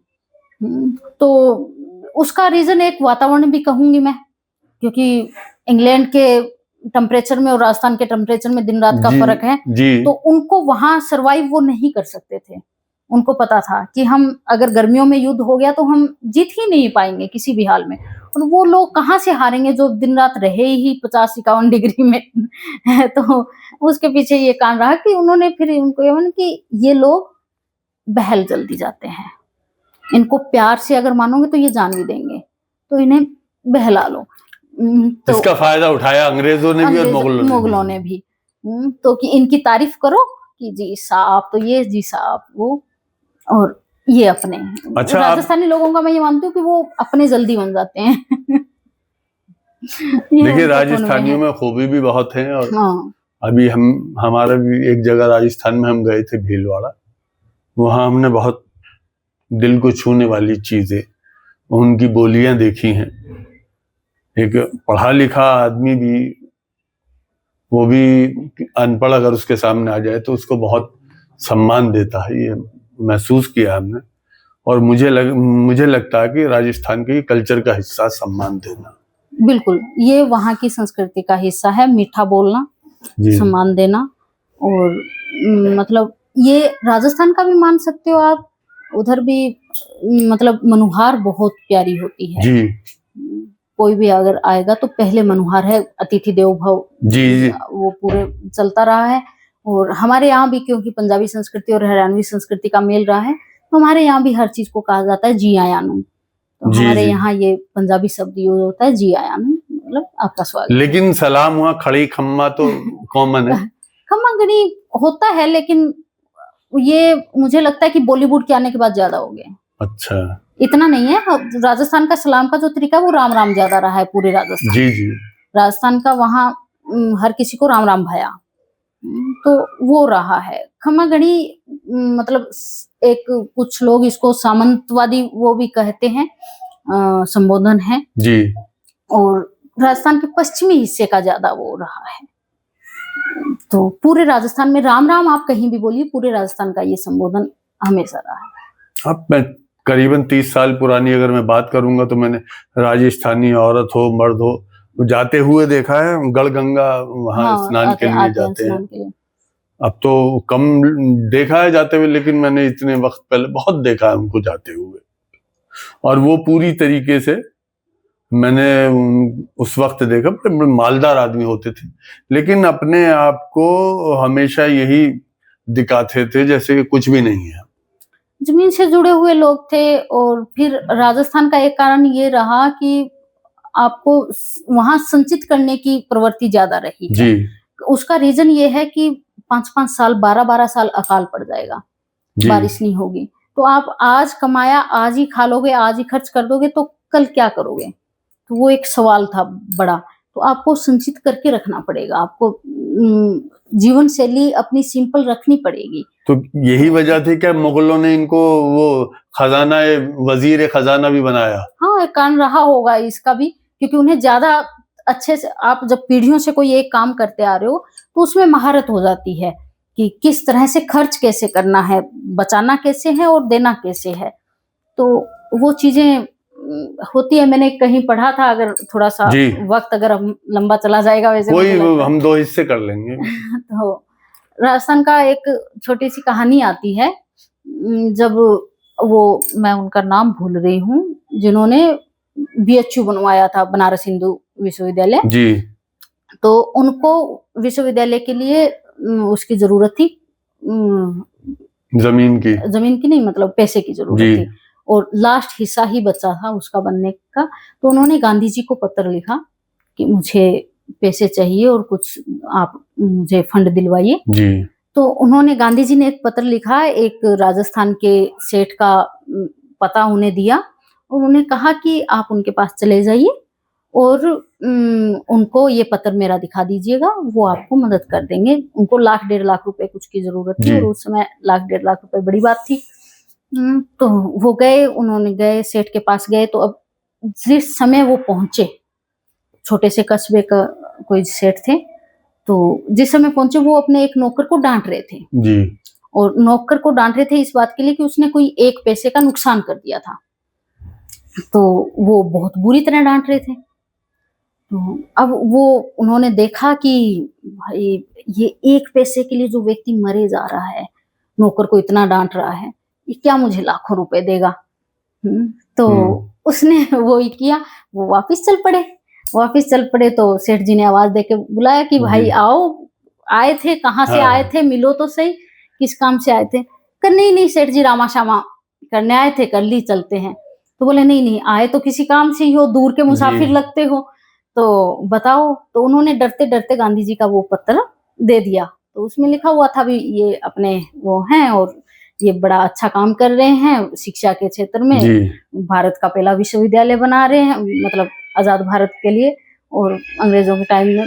तो वो बोले कि चलो, कितना पैसा चाहिए आपको, कितना करेगा? नहीं, आपसे जितना हो आप उतना कर दीजिए। अब उनको वो भी डर लग रहा कि क्या देगा, ये 1 पैसे के लिए लड़ने वाला व्यक्ति क्या देगा मुझे। तो बोले मैं आपके साथ चलता हूँ, सेठ बोला। अब इस स्थिति के बाद में जो भी काम होगा वहां और जो भी पैसा लगेगा, चाहे वो लाखों का हो, करोड़ों का हो, मैं दूंगा, आप चलिए। अब उन्हें बड़ी हैरानी हुई कि ठीक है, कल से यात्रा शुरू करेंगे वापिस। तो अब उनको रात को रहा नहीं गया। बोले सेठ जी एक बात पूछ लूं? जी पूछो। तो क्या आप लाखों रुपए का दान दे रहे हो मेरे को और आप 1 पैसे के लिए नौकर को डांट रहे थे? तो सेठ ने कहा कि देखो जी, मैं हूँ राजस्थानी सेठ, मारवाड़ी आदमी हूँ। मैं जब धंधे पर बैठा हूँ तो मेरे लिए वो 1 पैसा भी जरूरी है और मैं उसको भी गिनूंगा, मैं उसका नुकसान नहीं बर्दाश्त कर सकता। लेकिन जब मैं दान देने आता हूँ तो मेरे दूसरे हाथ को भी नहीं पता होता मैं कितने का दे रहा हूँ। तो हम देने में भी उतने ही हैं, लेकिन जब हम कमाएंगे तो हमारे लिए नुकसान, बिना फालतू काम का नुकसान हम बर्दाश्त नहीं करेंगे। ये राजस्थान की परंपरा रही है। तो वो लोग संचित करने में भी उतने ही वो थे और दानी भी। आप देखो कलकत्ता में और पुराने शहरों में जहां भी बड़ी बड़ी वो हवेलियां मिलेगी, जितने भी आपको व्यापारी मिलेंगे वो मारवाड़ी मिलेंगे। जी जी जी जी। तो मारवाड़ी व्यक्ति हर जगह मिलेगा। मारवाड़ी व्यक्ति के लिए और पंजाबी व्यक्ति के लिए एक कहावत है कि आप उन्हें पानी दे दो, बाकी सब कुछ वो अपने आप बना लेंगे। पीने के लिए पानी है तो वो वहां सरवाइव कर जाएंगे। जी जी जी जी। हर आपको देश में, विश्व का कौन सा भी देश हो, वहां पंजाबी ढाबा जरूर मिल जाएगा और राजस्थानी मारवाड़ी व्यापारी जरूर मिल जाएगा। जी जी। अगर ये व्यापारी ना हो तो हमारे देश की स्थिति भी नीचे आ सकती है। हाँ, उन्होंने मेहनत करना चुना है ना। तो मुझे लगता है कि व्यापार बुरी चीज नहीं है।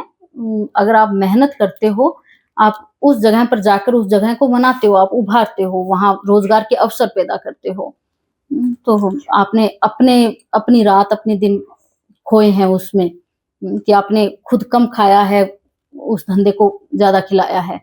तो किसी धंधे को बच्चे की तरह पाला है तो फिर वो आपको कमाई देगा। अच्छा, राजस्थान के छोटे से कल्चर का मैं यहाँ जिक्र करना चाहूंगा। मैंने राजस्थान में, चाहे वो बहुत छोटे घर से आती हो लड़कियां, चाहे बड़े घर से आती हो, मैंने सबको देखा है कि 1-2 किलो चांदी पहने हुए ये संस्कृति रही है राजस्थान की, पश्चिमी राजस्थान की ज्यादा रही है।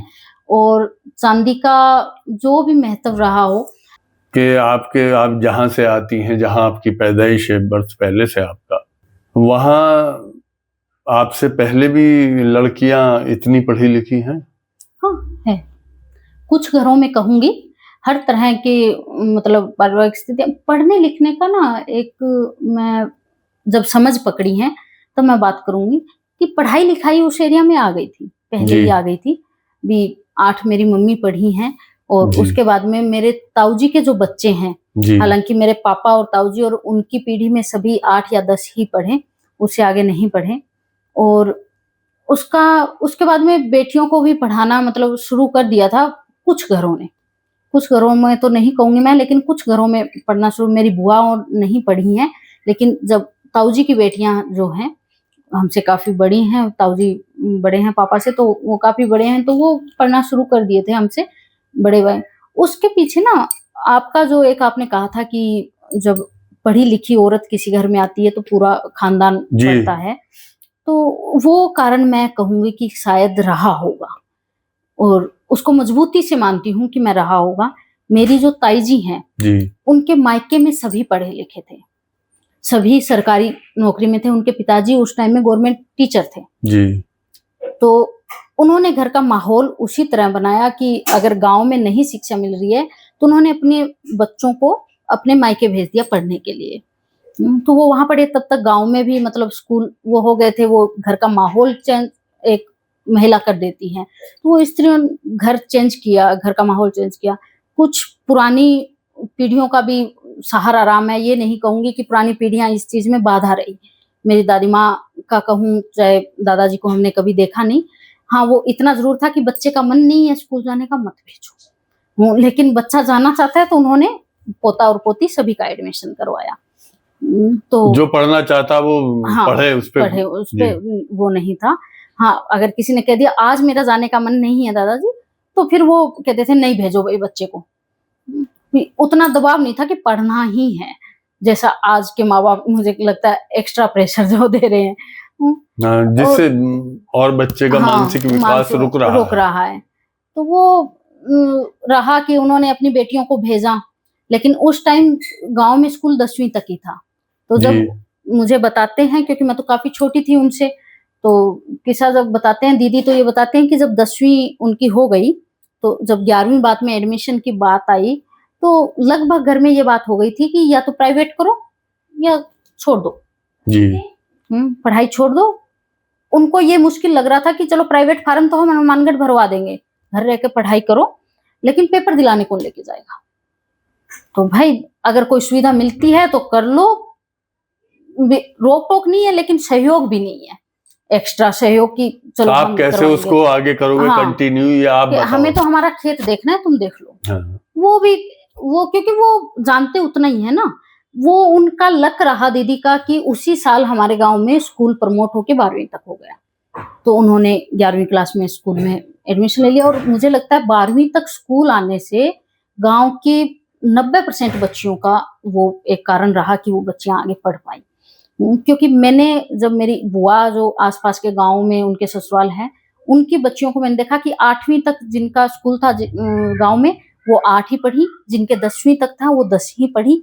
और फिर जब जैसे गाँव में आज भी कॉलेज नहीं है मेरे, जी कॉलेज के लिए आपको जिला मुख्यालय पर ही जाना होगा। जी तो कॉलेज का मतलब गाँव की बच्चियों के लिए, लगभग बच्चियों के लिए आज भी वही है, आपका फॉर्म भर दिया जाएगा, आपको घर पे ही पढ़ना है, पेपर दे के आने हैं। तो वो ठीक है पढ़ाई हो रही है, लेकिन मैं उस पढ़ाई को वो उस तरह की पढ़ाई नहीं मानती।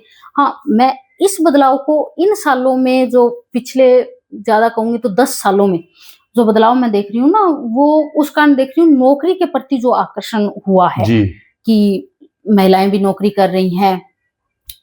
तो वो अब लड़की भी हमारी लग जाए, बहू भी पढ़ी लिखी और लगी हुई आ जाए, तो उस कारण वो एक रहा है कि चलो कोई बात नहीं, कॉलेज भी तुम प्राइवेट कर लो, कोचिंग जाना है कोचिंग चले जाओ। कोचिंग वालों का खूब सिस्टम चल रहा है, तो वहाँ लड़कियां कोचिंग के लिए, क्योंकि कोचिंग की उन्हें जरूरत अपने आप पड़ेगी कि आप 12वीं के बाद कभी गए नहीं, आपने एक 1 वीक आती है उसमें 10 क्वेश्चन आते हैं, वो जी रट लिए, उससे आप पास हो गए, तो आपको किताबें कब पढ़ी आपने, पढ़ने का आपको वो कब हुआ, दिमाग कब खुला आपका।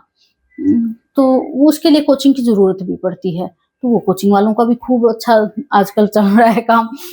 लेकिन वो पैसे के लिए मैं कहूँगी कि वो बदलाव जो आया, वो लाइफ़स्टाइल जब चेंज हुई, जी पैसा भी चाहिए, तो वो इसलिए नहीं कि हम स्त्रियों को आगे देखना चाहते हैं। मुझे लगता है कि वो आधुनिकीकरण इसलिए है कि चलो पैसे आएँगे, 80-90 हज़ार रुपए तनख्वाह है भई, सेकंड ग्रेड लग जाएगी, फर्स्ट ग्रेड लग जाएगी। तो पैसा तो हमारे ही घर में आना है। तो आज भी गाँव में बहुत सारी अब नई पीढ़ी की बहुएँ पढ़ी-लिखी जी। आई हैं, तो वो गाँव की कांकड़ तक तो तुम्हें घूँघट में जाना ही पड़ेगा। बाद में तुम टीचर हो तो अपने स्कूल में हो, वहाँ मैडम बन जाना घूँघट हटा के, लेकिन गाँव में आपको घूँघट वो 70,000 लाते हुए मंजूर है, घूँघट हटाना मंजूर नहीं है। हाँ, तो वो ये एक रूढ़ियाँ कल्चर है बस हाँ, उनका। कल्चर वो नहीं कहूँगी, वो रूढ़ी बन चुकी है एक, और उन रूढ़ियों को मुझे लगता है कि टूटना चाहिए। और जब आप ठीक है, मुझे लगता है एक पीढ़ी में मुश्किल होगी वो। कोई जी। चीज़ में जब बदलाव आता है तो एक पीढ़ी उसको संघर्ष करना पड़ता है उस बदलाव के लिए, कि एक पीढ़ी वो संघर्ष करेगी कि किसी की बहू का घूँघट नहीं देखा आपने ऊपर किया हुआ, तो वो लोग ऐसे देखेंगे, अरे! उसकी बहू नहीं करती। और मैं इस संस्कृति को ना इस तरह देखती हूँ कि वो रूढ़ियाँ इतनी दिमाग में घुस चुकी है। मेरा गाँव सरदारों का गाँव है लगभग। जी, जी। पंजाबी जनसंख्या ज़्यादा है हमारे गाँव में। पंजाबियों में घूँघट नहीं होता। हमारे मेरे मोहल्ले के घर के लगभग आस-पास के घर पंजाबी है। वहाँ घूँघट नहीं है, मेरे घर में घूँघट है, और इतना घूँघट है। सास से भी घूँघट है। अच्छा। जेठ और ससुर से बात अलग है, सास से भी घूँघट है। तो ठीक है, अब पीढ़ियों में हट गया। मेरी मम्मी ने अपनी सास से भी घूँघट किया, मेरी दादी माँ से भी घूँघट किया। हमने बहुत मुश्किल से उस चीज़ को, तो मुझे लगता है वो बदलाव आते-आते अब आएगा धीरे-धीरे। तो मुझे ये लगता है कि आप अपनी रूढ़ियों को इतना क्यों जकड़े हुए हो कि आपके सामने वाला जो घर है सरदारों का, जी। उसमें बहू के कोई घूँघट नहीं है, उसने गले में चुन्नी डाल रखी है या सर पे सीधी चुन्नी ले रखी है। उसके घर के आदमी सरदारों में, पंजाबियों में और हरियाणा में ये बड़ी अच्छी बात है कि घर के आदमी घर के कामों में उतना ही सहयोग करते हैं, जितना घर की स्त्रियाँ खेतों में काम में करती है। जी। लेकिन ये बाकी लोगों में जो हमारा जो बागड़ एरिया या बागड़ी जी। एरिया बोलेंगे, उनमें बहुत कम है। उनके आदमियों को बड़ी शर्म आती है कि हम गोबर नहीं उठाएँगे, हम पशुओं को इधर से उधर नहीं बाँधेंगे। जबकि उसके सामने वाला व्यक्ति कर रहा है, जो सरदारों का व्यक्ति है वो सुबह उठा है, वो गोबर भी साइड कर रहा है, गोबर भी फेंक रहा है, वो पशुओं को बाँध भी रहा है, पशुओं को चारा भी लेकर आ रहा है, वो चारा सब कुछ डाल भी कर रहा रहा है, है। दूध भी निकाल दूध रहा भी है। निकाल रहा है। लेकिन उसके सामने वाले घर में ये संस्कृति है कि ये तो लड़कियों का काम है, ये तुम औरतों का काम है।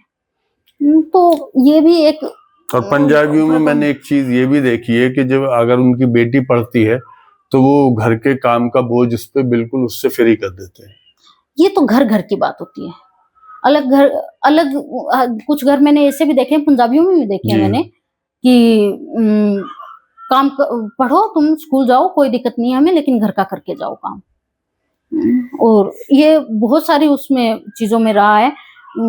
एक विडंबना ये भी रही है लड़कियों के साथ कि जब मैं 9th क्लास में थी, जी। तो मेरे साथ सरदारों की लड़की थी हमारे पड़ोस की। जी। तो उस बच्ची के हम साथ में जाती थी, साथ में आती थी, 4 दोस्त थी। तो एक लड़का था गाँव के ही सरदारों का, वो साइकिल लेके पीछे-पीछे चलता था। जी।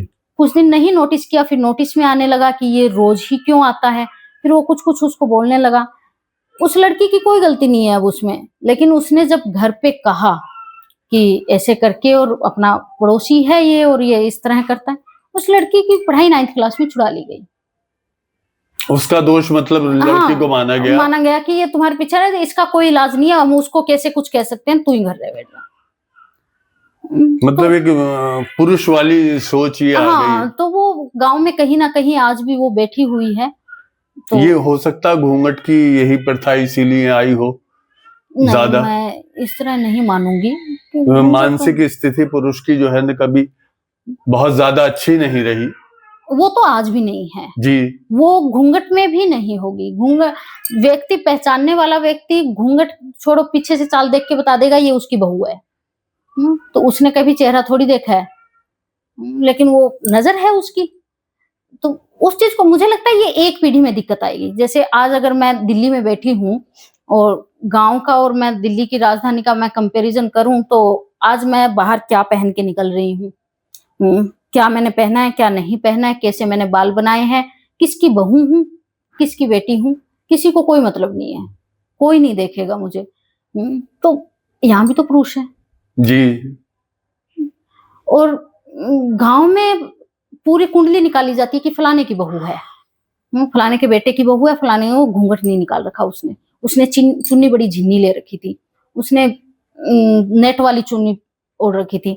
एक पीढ़ी में दिक्कत आएगी है, दूसरी पीढ़ी उसको देखने की आदी हो जाएगी। जैसे मेरे टाइम तक मैं देखूं तो मेरे साथ की लड़कियों के पास मोबाइल नहीं रहे होंगे जी। आज स्कूल की बच्चियों के पास मोबाइल है, मेरी भतीजी स्कूल में पढ़ती है उसके पास मोबाइल है। तो वो एक पीढ़ी की दिक्कत रही कि उन्होंने संघर्ष किया, और उसी में आज भी मैं बहुत सारे लोग ऐसे मान जाऊंगी, कहूंगी कि ऐसा नहीं है कि पूरा बदलाव हो गया। बहुत सारे लोग ऐसे भी होंगे कि लड़कियों को मोबाइल देने का मतलब है कि वो हाथ से गई, और उसमें भी बहुत सारे लोग ऐसे हैं जो मतलब मोबाइल ला के देते हैं, और उसी के बलबूते आज बच्चियां बहुत कुछ बन रही है और हाँ, बहुत हासिल किया है, और किया है, पढ़ाई को आसान किया है, अपनी आगे बढ़ी हैं, अपनी उस चीज को उन्होंने वो किया है, उसको इस्तेमाल किया है उस तरह से।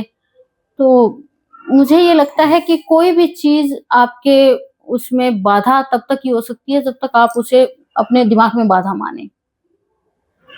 तो सिर्फ कपड़ों से आधुनिक होने से नहीं होगा, विचारों से आधुनिकता मुझे लगता है अभी गांव में आनी बाकी है।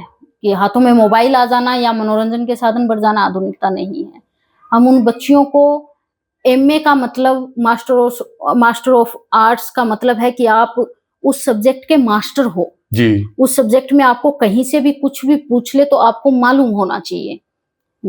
तो एमए का मतलब ये नहीं है कि आपने एक 1 वीक पीरियड ही पेपर दिया है, आपके 55% बन गए, हम एमए हो गए जी।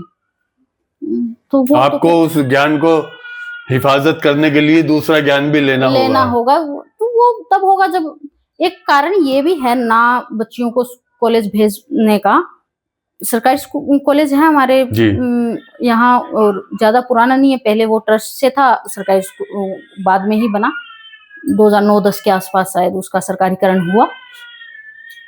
तो उसका मैं ये मानूंगी कि बच्चियों के प्रोफेसर पूरे नहीं आ पाते वहां। जब आपका बड़ा भाई वहां पढ़ रहा है, उसे कॉलेज का माहौल पता है कि प्रोफेसर है ही नहीं, क्लास लग ही नहीं रही, सरकार की तरफ से आ ही नहीं रहे, ज्वाइनिंग ही नहीं हो रही, तो फिर चक्कर काट के आने से क्या फायदा है। तो मुझे लगता है कि पहले ये होना चाहिए कि शिक्षा व्यवस्था सरकार की तरफ से सही होनी चाहिए, हर स्कूल में टीचर उपलब्ध हो, हर विश्वविद्यालय में प्रोफेसर उपलब्ध हो, तो बच्चे भी पढ़ने आएंगे।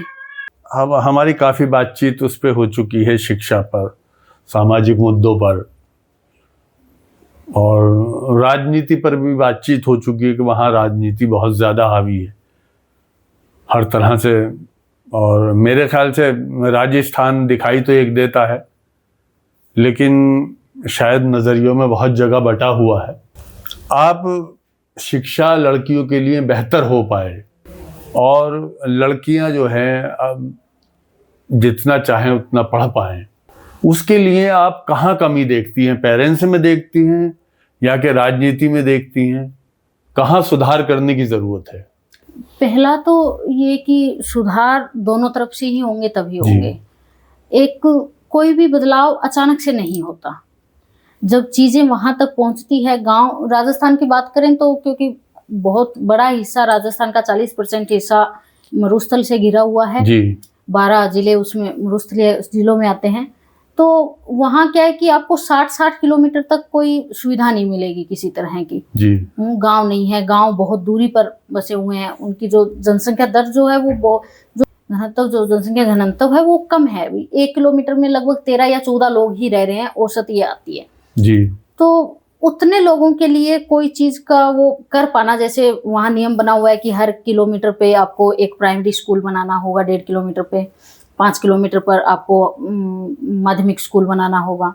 तो वो सुविधाएं जब बनेंगी, मैंने बहुत सारी बच्चियों को अपने टाइम में ये देखा है कि वो स्कूल की कमी की वजह से, मेरा जो गांव है वो आसपास के गांव से बड़ा गांव है, तो वहाँ 12वीं तक स्कूल हो गया काफी टाइम पहले। आसपास के गांव में कहीं 8वीं तक, कहीं 5वीं तक छोटी छोटी ढानियां बोलते हैं हमारे यहाँ, जो खेतों में घर बन जाते हैं उनको ढानियां बोलते हैं। तो वो छोटे कस्बे जो चक जिनको बोलते हैं हमारे यहाँ, नहर के किनारे जो 20 एक घर बस गए अगर, तो उनको चक बोल देते हैं जी। तो वो मतलब उनमें स्कूल नहीं है तो प्राइमरी स्कूल है, तो 5वीं तक पढ़े, नहीं जी हम वहाँ नहीं भेजेंगे उस गांव में पढ़ने के लिए। 5 किलोमीटर हमारी बच्ची नहीं जाएगी क्योंकि साधन नहीं है।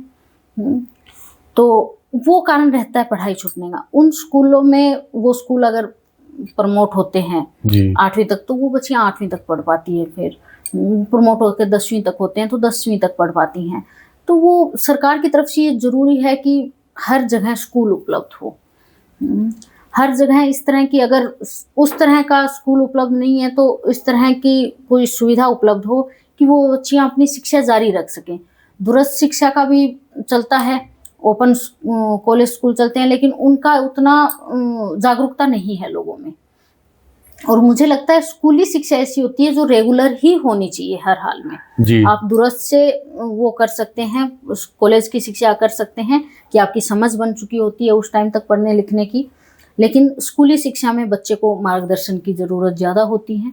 तो मुझे लगता है कि स्कूल उपलब्ध हो, स्टाफ उपलब्ध हो, कि बहुत सारे स्कूल आपको ऐसे देखने को मिलेंगे कि बच्चे 300 हैं, टीचर 2 हैं जी। और बहुत सारी जगह इसका उल्टा भी है, बच्चे 7-8 हैं, टीचर 13-13, 14-14 हैं।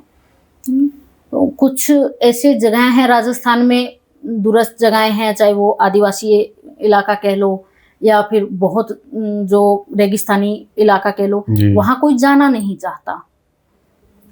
तो मुझे लगता है कि उस क्षेत्र में उसी क्षेत्र के व्यक्ति को अगर दिया जाए जी, कि उसी क्षेत्र का व्यक्ति आसपास का जो अपने घर परिवार को भी देख सके और स्कूल को भी देख सके, बच्चों को भी पढ़ा सके, वो जरूरी है। आप उत्तरी दिशा के व्यक्ति को दक्षिणी दिशा में बिल्कुल छोड़ रहे हो, तो मुझे लगता है कि सरकार को इस दिशा में काम करने की ज़रूरत है कि कोई नॉर्मल सी बात है, कोई व्यक्ति 600 किलोमीटर अपना परिवार छोड़कर नहीं जाना चाहता और उस संस्कृति को समझने में भी टाइम लगता है जी। हर राजस्थान में तो कहावत है कि हर कोस पर पानी बदल जाता है और हर 2 कोस पे वाणी बदल जाती है जी। तो अलग अलग बोलियां हैं, अलग अलग तरह की संस्कृतियां हैं, वहाँ का जो स्थानीय जो रीति रिवाज है वो अलग हैं।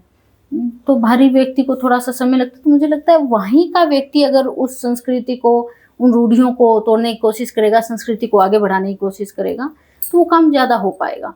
और गवर्नमेंट ये भी करती है कि जो प्राइमरी में मुझे लगता है कि बच्चे की नींव रखना बहुत ज़रूरी है। तो प्राइमरी शिक्षा सबसे महत्वपूर्ण होती है बच्चे की, उसमें अगर उसको पढ़ने की महत्ता अगर पता चल गई, शिक्षा की महत्ता पता चल गई, तो वो बच्चा अपने रास्ते बना लेता है। तो वहाँ नियम है कि कुछ ऐसी जगहें चिन्हित की गई हैं जिन जगहों पर टीचर कम आना पसंद करते हैं या सुविधाएं कम है वहाँ, तो वहाँ नियम है कि प्राइमरी टीचर है उसको 20 साल ड्यूटी देनी ही होगी। तो 20 साल में आप सोचो कि कम से कम 2 या 3 पीढ़ी तो आप 12वीं तक पढ़ा कर निकालते हो ना जी। तो वो बच्चे, अगर उन बच्चों में से 10 बच्चे भी अगर कामयाब निकलते हैं, तो एक छोटे से कस्बे के लिए तो 10 बच्चे कामयाब होकर निकलना बहुत बड़ी बात होती है जी जी।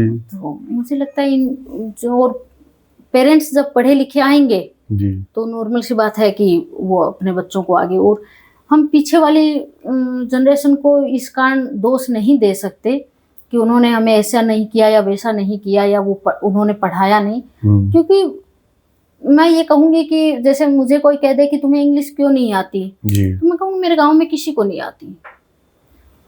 तो वो पूरे उसका माहौल वैसा ही रहा है कि नहीं, ऐसा नहीं होगा, लड़कियां यहीं पढ़ेगी, भाई कोई नहीं जा रही बाहर पढ़ने, तुम क्यों जाओगी जी जी। तो वो हो जाता है। तो एक पीढ़ी अचानक से कुछ नहीं बदलेगा जी, किसी भी चीज को बदलने में 20 साल लगते हैं। एक पीढ़ी जब पढ़कर, हम जब मेरी मम्मी 8वीं तक पढ़ी तो आज हम MA तक पहुंच पाए, और हम MA तक पहुंचे हैं तो शायद आगे आने वाली जनरेशन और आगे तक पहुंच पाएगी।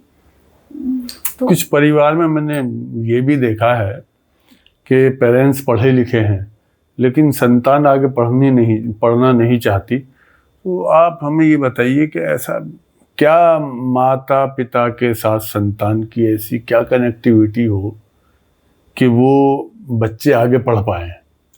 नहीं, पढ़ने का मैं कभी नहीं कहूँगी कि अगर वो बच्चा स्कूली शिक्षा में या फिर जो उसको सिलेबस बना के दे दिया गया है उसमें अगर उसका इंटरेस्ट नहीं है, माँ बाप पढ़े लिखे हैं तो सबसे पहले माँ बाप को ये चाहिए कि उसका इंटरेस्ट ढूंढे कि उस सिलेबस में उसका इंटरेस्ट नहीं है तो किसी सिलेबस में तो उसका होगा, वो ही सिलेबस। स्कूली शिक्षा ज़रूरी है, मैं ये कहूँगी कि 10वीं 12वीं तक तो ज़रूरी है और मुझे लगता है हर बच्चा कर भी लेगा अगर उसे थोड़ा सा मोटिवेट किया जाए। उसे इस तरह नहीं कहना चाहिए कि तुझे हर सब्जेक्ट में ही इतने आने हैं, तेरे को मैथ नहीं पसंद कोई बात नहीं, तू मैथ में पास होने जितने ले आ, जो सब्जेक्ट पसंद है उसमें तो 90 ला जी। वो सब्जेक्ट पसंद है आगे बच्चे को, वो सब्जेक्ट पढ़ाओ, नहीं पढ़ना चाहता उसे स्किल्स सिखाओ। मैं इस चीज़ पे काम करती हूँ कि सिलेबस नहीं पसंद आ रहा है, यहाँ 1000 किताबें और पढ़िए, तुम इनमें पढ़ लो जो आपको तुम्हारी रुचि की लगे। उसे कहानियाँ पढ़नी है, उसे कहानियाँ पढ़ने दो, उसे उपन्यास पढ़ने उपन्यास पढ़ने दो, उसे इलेक्ट्रिक चीज़ें पढ़नी है उसे इलेक्ट्रिक चीज़ें पढ़ने दो, उसे देख कर करके सीखना है उसे देख कर करके सीखने दो। मतलब ये बच्चे पर छोड़ा जाए कि वो क्या शिक्षा ग्रहण करना चाहता है। एक उसके बाद में ये नहीं है कि आप अगर आप 6-7 साल के बच्चे को पूछोगे कि तुझे स्कूल जाना है तो वो मना ही करेगा। तो उसमें वो समझ नहीं है कि ये किताब मेरे लिए क्यों जरूरी है जी।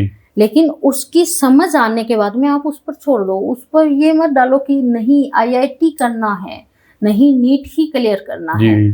7वीं क्लास के बच्चे को आप नीट की कोचिंग भेज रहे हो तो आपने बच्चे का बचपन मार दिया है। जिस समय वो कोचिंग में बैठा है उस समय उसे क्रिकेट खेलते होना चाहिए बाहर।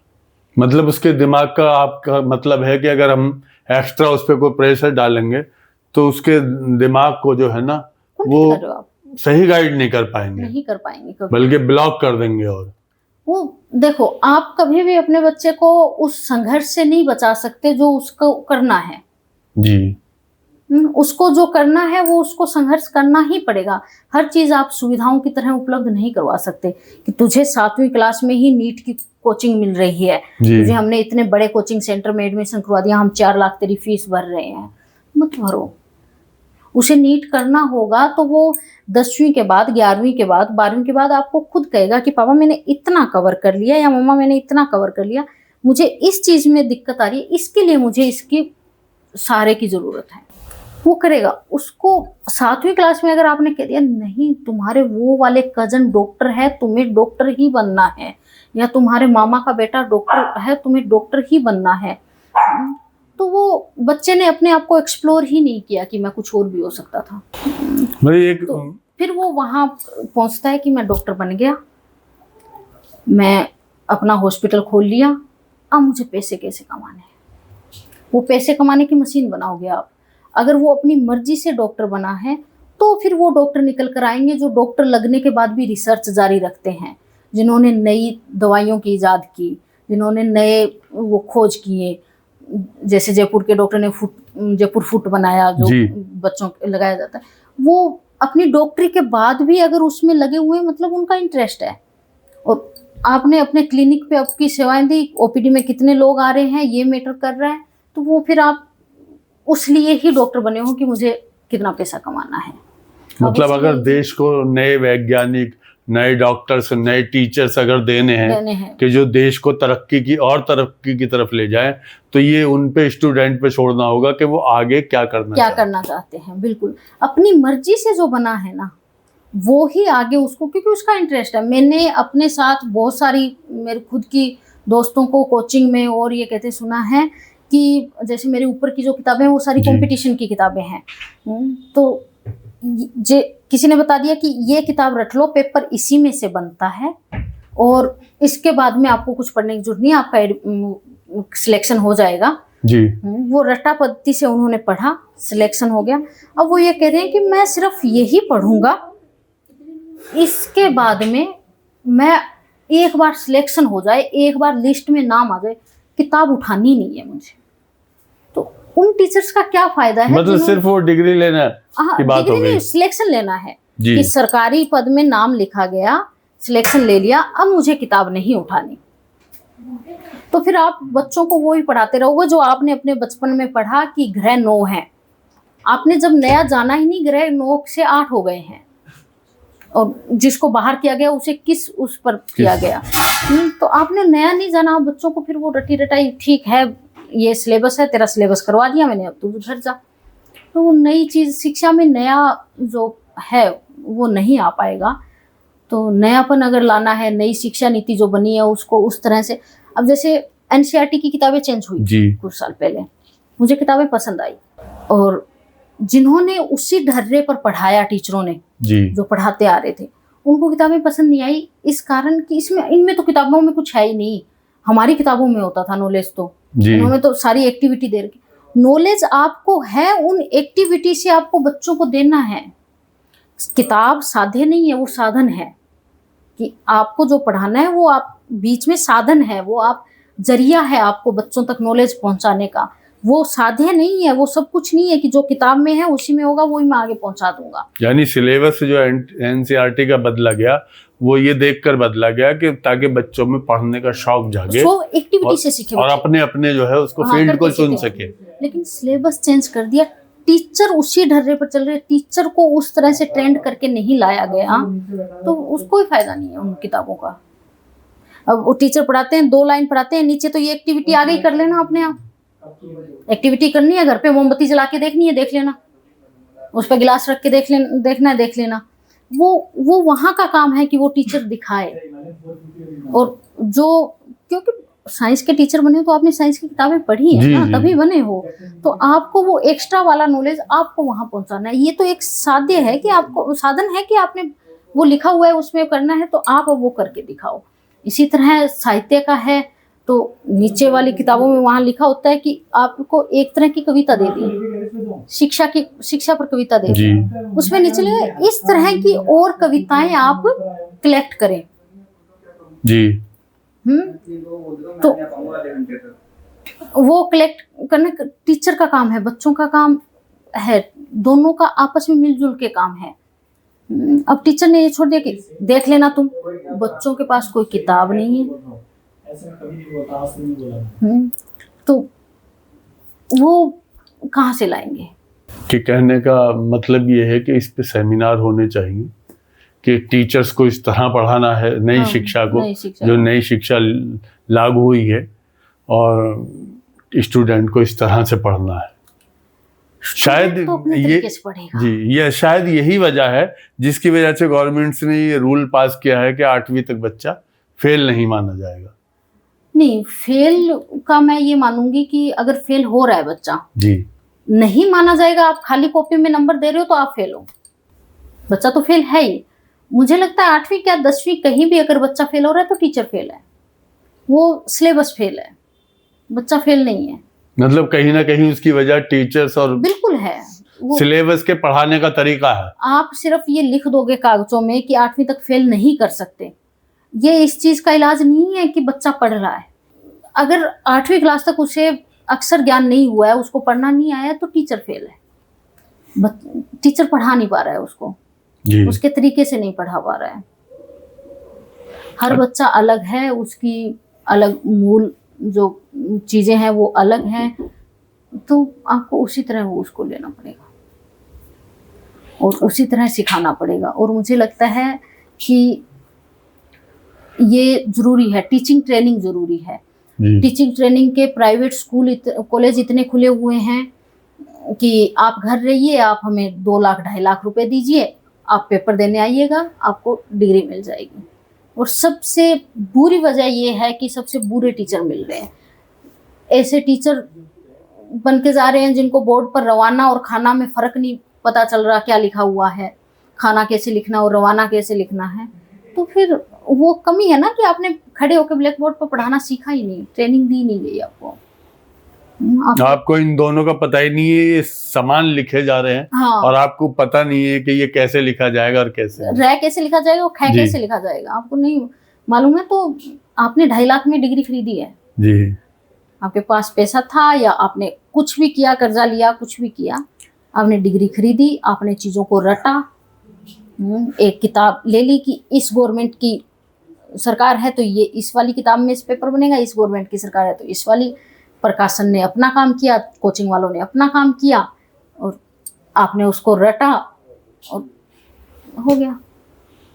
शायद आपकी इस शख्सियत से मैं समझता हूँ आपके साथ वर्क करती हैं सुनैना जी, वो भी शायद इसी से आपके इन ख्यालों में पूरी तरह ढली हुई हैं। नहीं, वो पहले वो से जो है वो मैंने अच्छी उनसे कहा था कि आपने डिग्री लेनी है या आपने अपने ज्ञान को बढ़ाना है, तो उन्होंने ये कहा कि देखिए डिग्री आपको ये तो दिखाती है कि हाँ आपने कुछ कर लिया, लेकिन जब आप ज्ञान को अर्जित करते हैं तो आपको महसूस होता है कि आप कुछ हैं और हाँ। समाज के लिए कुछ कर पाएंगे। वो खुद का विकास उससे होगा। डिग्री से आप नौकरी पा सकते हैं, लेकिन खुद के विकास के लिए आपको वहां जाना भी पड़ेगा, पढ़ना भी पड़ेगा। और जरूरी नहीं है जाकर पढ़ें, लेकिन कुछ ट्रेनिंग ऐसी होती हैं, जैसे टीचिंग ट्रेनिंग मान लो, या फिर कोई भी आप इंजीनियर मान लो, तो इंजीनियर जब जाके बिल्डिंग नहीं देखेगा तो उसको कहाँ से वो, उसे पहली ईंट नहीं रखने आएगी तो सिर्फ कागज पे नक्शा बना के इंजीनियर नहीं बन सकता ना। तो ये सरकार को क्या, ये जो प्राइवेट कोचिंग सेंटर खुले हुए हैं, क्या इन पे कोई कानून ऐसा लागू नहीं करना चाहिए? नहीं, कोचिंग से पहले जो कॉलेज खुले हुए हैं उन पर करना चाहिए। कोचिंग तो उस चीज को पूरा कर रहे हैं ना, जो बच्चा कॉलेज नहीं गया या फिर जिसको नहीं भेजा गया वो वहां सिखा रहे हैं, उसको पढ़ा रहे हैं, वो तो अपना काम कर रहे हैं। तो चाहे वो रट्टा लगवा रहे हैं, कुछ भी कर रहे हैं, वो अपना काम। पहले तो वो है ना कि जो कॉलेज पैसा लेकर डिग्री दे रहे हैं सिर्फ आपको, उन चीज में ऐसा हो, बायोमेट्रिक हो, फेस से वो हो कि आपको अगर बीएड करनी है, आपको कोई कोर्स करना है तो आपको रेगुलर जाना पड़ेगा, या फिर आप ओपन से कीजिए फिर। और ओपन से आप कर रहे हो तो कुछ महीनों की ट्रेनिंग ऐसी जरूर होनी चाहिए कि जिसमें आप उसमें जाकर वो ट्रेनिंग ले सके, और वो कंपलसरी हो आपका जाना, वो ट्रेनिंग लेना कंपलसरी हो। जब मैंने टीचिंग कोर्स किया था तो जो नोट अटेंडिंग जिनको बोलते हैं, जिन्होंने पैसे दिए और वो घर पर रह रहे हैं और सिर्फ पेपर देने आएंगे, तो वो बच्चे जब आते थे तो वाइबो जब होता था तो उनको 3 दिन के अंदर सिखाना होता था कि ब्लैक बोर्ड कैसे काम करेगा, ब्लैक बोर्ड से कैसे आपको बच्चे को पढ़ाना है। ब्लैक बोर्ड पर भी पढ़ाने का अपना नियम है, ये नहीं है कि आप खड़े हुए और चौक लिया और आप लिखने लगे। चौक की डस्ट आपकी आंखों में भी नहीं आनी चाहिए, बच्चे की आंखों में भी नहीं जानी चाहिए। चौक चलते हुए आवाज भी नहीं करना चाहिए। डस्टर को किस तरह यूज करना है, ऊपर से नीचे जाएगा, नीचे से ऊपर या साइड में जाकर, हाँ ये आप जाकर सीखोगे। टीचर कहाँ खड़ा होगा तब बच्चे को ब्लैक बोर्ड पूरा दिखेगा। तो ये नियम है ब्लैक बोर्ड यूज करने के, आप 3 दिन में नहीं सीख सकते। तो हमने ऐसे भी बच्चे देखे हैं जो बीएड कर रहे हैं, जिनकी कंपटीशन की तैयारी इतनी अच्छी है कि पहली भर्ती आने में ही उनका सिलेक्शन हो जाएगा, लेकिन उन्हें ब्लैक बोर्ड पर खड़े होते शर्म आ रही है, वो कांप रहे हैं बच्चों के सामने, क्योंकि उनको पता है वो उनके अंदर वो चीज नहीं है, वो आत्मविश्वास आ नहीं रहा ना जी, वो पढ़ाने का तरीका नहीं आ रहा। तो आप बच्चों को खड़े होकर नहीं पढ़ा पाओगे तो अगर आप फर्जी डिग्रियां लेंगे तो आप में आत्मविश्वास नहीं आएगा, आप डिप्रेशन में भी जा सकते हैं। फिर बिल्कुल जा सकते हैं। आपसे बच्चा सामने से क्वेश्चन पूछ लेगा, बच्चे इतने जिज्ञासु होते हैं, इतने क्वेश्चन पूछते हैं, अगर उनके क्वेश्चन के जवाब दिए जाए तो बच्चे कहाँ का कहाँ पहुंचते हैं, तो आप जवाब नहीं देना आएगा आपको। आपने भी अपनी टीचर से ऐसे सवाल किए थे क्या? 11वीं के बाद करने लग गई थी। अच्छा। गाँव में नहीं किए थे क्योंकि उस तरह के टीचर नहीं मिले, और जिनसे क्वेश्चन पूछा जाए, जिनसे आंसर आने की उम्मीद हो। जब बच्चा सवाल पूछता है टीचर से और सामने से जवाब मिले कि क्यों, पहले पढ़ाया था तब क्या कर रहा था, जितना पढ़ाया गया उतना नहीं समझा जाता जी, जितना पढ़ाया उतना याद हो गया तुझे, जो इससे एक्स्ट्रा क्वेश्चन पूछ रहा है।